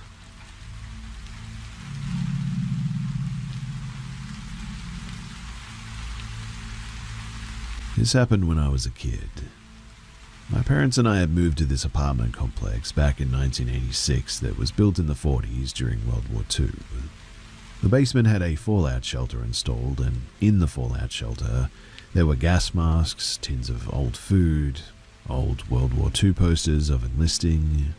I was about 2 years old at the time that we moved in, so I didn't really understand or comprehend all of this, but I didn't start to have experiences until I was about maybe 5 years old. Some experiences involved my toys going on by themselves, dolls in spots that I didn't leave them, my radio turning off and on, to which my parents' explanation was that I was doing it, but didn't remember, or that it was just my imagination. But that all changed one night. Now, I had 2 windows on the side of my bed. This is relevant too. The right one would open and stay open with no problem, but the left one was always broken and a bit weird. It just wouldn't stay open, and we would have to stick a board in the window for it to remain open. Now, one night I had woken up to this loud bang which scared me half to death, causing me to sit straight up in bed. As I'm sitting there, my eyes trying to adjust to the room, looking around to see if something may have fallen, and if so, where. That's when I heard it again, another huge bang. It was on the side of me, so I look over in the direction to see what it could have been, but didn't see anything that could have made that noise. That is, until I see the left window, the window that needs a board to stay open, slowly opening up, and opening by itself. I sat there frozen, trying to make sense of what I was seeing, if I was actually seeing what I was seeing. I couldn't do anything but sit there in disbelief and attempt to close my eyes tightly for 10 seconds because 5-year-old me, this was just a bad dream, and closing my eyes tightly is what I would always do to end a bad dream. I still do this to this day, to be honest. As soon as my eyes opened, I see the window fully open and then slam again. I realized at that moment that I was fully awake, and then the window starts to open again. Only this time it's opening a little faster than last time, and same as last time, it would open all the way and then slam shut. It happened again and again and again, each time opening a little faster than the last time and slamming shut. It was as if someone was opening it fully and letting it go in order to slam shut. But then the window flies all the way up and stays open. Then I hear the most horrible, evil, sadistic laugh, like a cackle right in front of me. Well, that was enough for me to finally move. I fly off the bed, getting tangled in my sheets and comforter. I managed to get the comforter off of me, but I still have the sheets wrapped around me. But that didn't stop me from hauling butt all the way to my parents' bedroom, screaming bloody murder as I did. My screaming ended up waking up my parents, so they were already awake when I got to their bedroom. I'm trying to explain to them what had just happened, what I had seen, and told them about the cackling and all that. My mother was the comforting parent, and was trying to calm me down as best as she could, telling me that I just had a really bad nightmare and that my nightmare continued when I was semi-awake because I was half asleep awake. I was persistent though, and kept repeating myself over and over and over, telling them about the window opening and shutting by itself, and the cackling again and again. My father, who was the no-nonsense parent, was extremely upset that I had woken him up, and said, "Enough, it was just a bad dream. Come on, I'll show you. There's nothing in your room to be afraid of, and your mother's right. You probably just dreamed the whole thing. So come on, let's go." My father and I head back to my bedroom. My little hand clenching his hand tightly, we go into my room. My comforter is still on the floor. My father goes to pick it up, and when he does, he glances over at the windows and sees that the left window is still open, wide open in fact. Nothing in it to hold it, just wide open, which, knowing this window, should be completely impossible. My father goes over to the window, looks at it, then back at me and says, "Did you open this?" I tell him, desperately trying to get him to believe me, "No, Dad, I told you. It kept opening and slamming by itself." My father, frustrated, cranky, and highly annoyed at this point, tells me windows don't open by themselves. It probably got stuck when you opened it. My father reaches over to make sure that I didn't stick anything in the window to keep it open, and as soon as he stuck his hand in and was about to pull his hand away, the window slammed shut, nicking his hand in the process from pulling it out of the window. My father, who was still trying to make sense of this situation, was suddenly spooked and creeped out. I then spent the night in my parents' room in my sleeping bag on their bedroom floor that night. After that night, the activity seemed to amplify. Other stories for another time. It's been almost 40 years and I still have nightmares about that night. The window opening and shutting, the cackling, the fear, and my little 5-year-old heart pounding in my chest. It is hands down one of the worst experiences that I've ever had. Until I encountered the Hat Man, that is. Which, again, is another story for another time.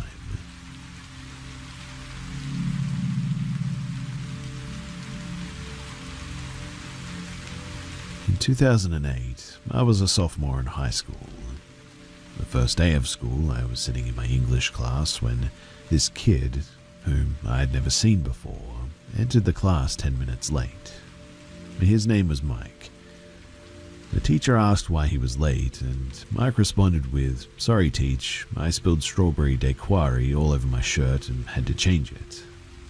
Mike was a bit of a class clown who was more trouble than funny, to be honest. He was the type of guy who believed he could do whatever he wanted and there would be no repercussions. For example, one day in English, the teacher was late getting to class. Well, Mike said that since the teacher was 10 minutes late, legally we were allowed to leave, and so he did so. Later, he was shocked when he ended up in detention after school for skipping class. But Mike and his friends were the group that would sit in the parking lot at lunch and rev the engines of their Subarus and act like they were in Tokyo Drift or something. I remember that Mike played football that year and was livid that the coach didn't make him the starting quarterback, despite him not being all that impressive as an athlete. However, the thing that I remember the most about Mike was that he always wore this white baseball cap backwards and turned to the side, which was the style at that time. Well, the next year, my junior year, Mike just never showed up to school. Word was that he had been drinking with a group of friends near a fishing spot by the local river when he just disappeared. The rumors also started, and one was that he got into a fight with another guy who hit him in the head with a beer bottle. According to the rumor, Mike fell into the river and was swept away. Other people said that it was his brother who had pushed him into the river. One guy in particular claimed that he had hit Mike and pushed him into the river. Regardless of the truth, Mike was never found. He had a full-page memorial in the yearbook and everything. After that year, though, nobody ever really mentioned Mike again. As time went by, the only time that he would be mentioned were when some friends and I would meet up and somebody would say, "Who was that kid who disappeared again?" And the story would be told. Almost 15 years after Mike went missing, though, I met a guy who was a retired detective for the sheriff's department. His name was Jim.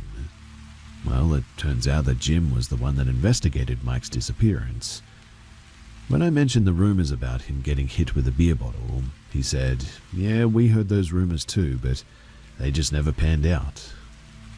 Jim told me that the day that Mike went missing, he was out by the fishing spot with anywhere between 5 to 10 other teenagers. Mike had paid a homeless guy to buy a beer from the local store, so he and his friends could party out there. Afterwards, they drove way out to the fishing spot, 30 to 40 miles out of town. And Jim said that, more than likely, Mike was drunk and fell into the river and just was swept away. They never did find the body, which Jim said was probably in the Gulf of Mexico by now. Jim asked what kind of student Mike was in school. I told Jim that I thought Mike was an entitled class clown, to be honest. Jim wasn't surprised. Everybody else told him what a great student that he was, which he said isn't surprising with missing persons cases. Jim said that nobody wants to be the person who spoke poorly of the guy. He also said that he got the same feeling about Mike's parents. Dad came across as a bully who peaked in school, and Mum was the homecoming queen sort of deal. People who just never really moved on past that point, I guess. People who may have encouraged Mike's behavior, telling him about all the fun that they had had in their high school days. Well, a year or so later, I was out fishing by that spot at some point. I had gotten there late in the afternoon, and by the time that I was ready to leave, the sun had already gone down behind the hills. It was light enough that you could still see, but dark enough that you need your headlights when driving for sure. As I walked back to my truck, I noticed that I was the only one in the parking area, so I put my fishing gear in the bed and climbed into the driver's seat.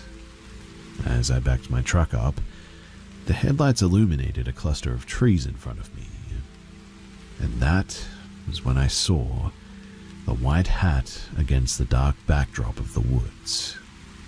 Thinking that somebody may have just left a lost hat hanging in the trees, which is common practice for lost gear, I flipped on my high beams to see if anything else was in the trees. And when I did, standing in the trees was a person that I recognized but couldn't place immediately. The figure was wearing the white hat and staring at me. After a few seconds of staring at him, trying to place where I knew this guy from, it clicked. It was Mike. He looked exactly the same that he did as that day that he claimed to have spilled his cocktail on his shirt. Almost immediately I realized who I was looking at. Mike then turned and walked into the forest. I then put my truck into gear and I noped out of there as fast as I could. I also haven't been back to that fishing spot since then, and I definitely do not plan on going back after sundown. I eventually asked a couple of guys that I know who fish out there if they've ever seen anything strange out there, but nobody ever had. I really don't know if I saw Mike because I knew him or if there was another reason, but I will never forget that white hat that he would wear all the time.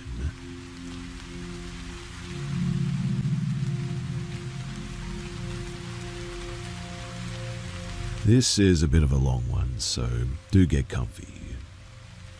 Now, when I lived in Minnesota, I saw something that's troubled me for years now, and still does. You see, I had about 2 weeks until my plane ride, moving to PNW.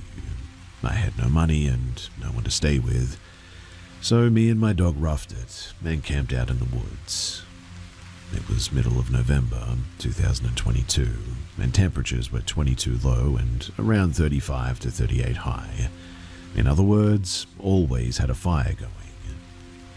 It honestly wasn't that bad, except at night when the fire would go out. My dog would either stay in the tent or tied up next to me. We must have spent only about 6 days in that area, and every single day I saw massive deers. I had just moved from Memphis, where I bagged my first one. The deer in Minnesota were jaw-droppingly huge compared to my 10-pointer. Sometimes they would be about 100 yards away, walking or running across some train tracks. The woods were thick, but I could always make out animals. Before night, I would always see a dog, sometimes even two, looking at me and very slowly approaching. I always screamed and hollered when I noticed them. On the second night that I was there, I heard crashing through the woods, and rocks near the tracks as well. I stepped out of my tent, and I would see about 10 or so deer running down the tracks, and then blindly dart back directly towards me. I figured that I'll see or smell fire too, so I just sort of stood there and was just in awe of nature. But they weren't really veering off. The trees were huge and the woods were thick, and they were running and jumping so fast and far that I would feel the ground shake. The two leading deer, they came within 10 feet of me easily, and honestly, I was petrified. I genuinely thought that I was about to be pierced or something, but as soon as I stepped my leg over to dive into the tent, they turned 90 degrees and just jumped, running away. I thought that it was extremely scary, but also very cool to be honest, and I was glad for the experience. Now, at about 10 p.m. I'm stoking the fire and I noticed something off in the distance on my side of the tracks. Not even towards the tracks, but parallel with me. It looked like two people with headlamps on, processing a deer. On my first day there, I did see and quickly talk to a guy passing by, saying that he was looking for deer skins. I made nothing of it, and stopped shining my light towards them. After failing to fall asleep, I stepped outside and the two headlamps were still on. Same spot and making the same motions. It looked like they were maybe about 5 or maybe 4 feet apart. One would fiddle with something on the ground and hand it over to the other. At this point, I was alarmed because, it's now 1 a.m. I shine my light, watch very intently. It was so dark and so far away that by that time my eyes would focus and I would need to blink, but I would always lose what I was seeing. I would watch one headlamp and see that headlamp split into 2. So I knew that what I was looking at was a pair of eyes now. 2 individual sets of eyes. They were behind fallen logs and a standing tree. The motions that I saw were that of them moving back and forth, peeking around different spots of the trees and log. I moved my head side to side and they did the same, but on different sections and heights of the tree, like they were crouching and then sort of standing, but never looking away from me. When I got back into my tent, I zipped up the door, leaving the top open about an inch or 2. I zoomed my flashlight in, peeking through the hole, and I could see when they stopped and when they started this motion back up. The harder that I tried to focus, the more agitated the movement seemed. I was getting on a plane soon, so all I had were knives and a couple of flares, kept them close and snuggled up with my dog. Around 5 a.m, I peeked through my tent and was still being watched. When the sun came out, I stepped out, and when I did, nothing was there. I figured that they were wolves, but I don't know, the motion and the mimicking of mine was pretty insane. I had a great spot though, and I worked hard on cleaning this area up, so I thought that I'd stay there at least another night, not trying to psych myself out over, nothing really. Now, on night 3, I never did see them again, but it was around midnight when I heard crashing through the tracks again, and thought that it was the herd of deer. Following it with my flashlight, I noticed that it was only one animal, moving way faster too. It did the same thing the deer did before, and started running directly towards me. I could hear it leaving the rocks and running through a large patch of tall grass, like really tall, around 4 feet, dead grass, pretty loud. It's still coming towards me, and I'm shining my light in the general area it's about to pop out of, about 40 feet in front of me, I would guess. The instant it came out, it takes like maximum 2 steps and stands right up and stops instantly. But 1 second it's not seen at all, and the next second I'm staring at this thing, and true flight or fight finally kicks in. I immediately knew that there was no outrunning this thing. I knew that it was a full-on predator, and I knew that if I did run, that I would get chased. The eyes were forward-facing, very long, pointy ears, and could go on all 4s or 2. My dog was zipped up in the tent 3 feet from me. I zoomed in with my flashlight, and it helped absolutely nothing. I could see amberish eye shine and a wet gloss on the nose. Staying perfectly still with my light on it, I slowly but deeply took in a huge breath.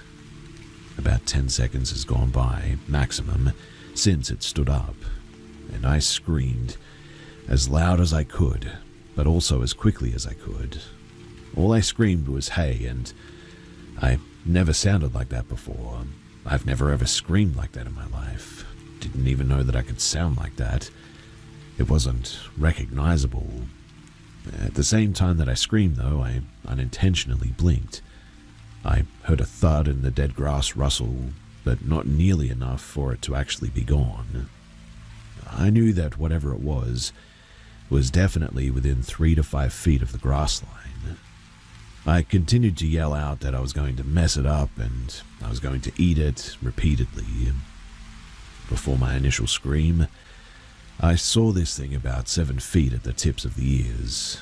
The ears were 100% the same shapes as Anubis as well, if you've ever seen that. Stupidly long and pointy, very pointy. Well, after not hearing anything for quite some time, I just decided that I would take my chances and head back into my tent, and I just stayed there all night, awake and trying to figure out what to do. Thankfully, I made it through the night, and the next morning I walked out into town and went to Caribou Coffee for some Wi-Fi. First thing I did when my phone turned on, I needed to charge, was I searched up images of Anubis.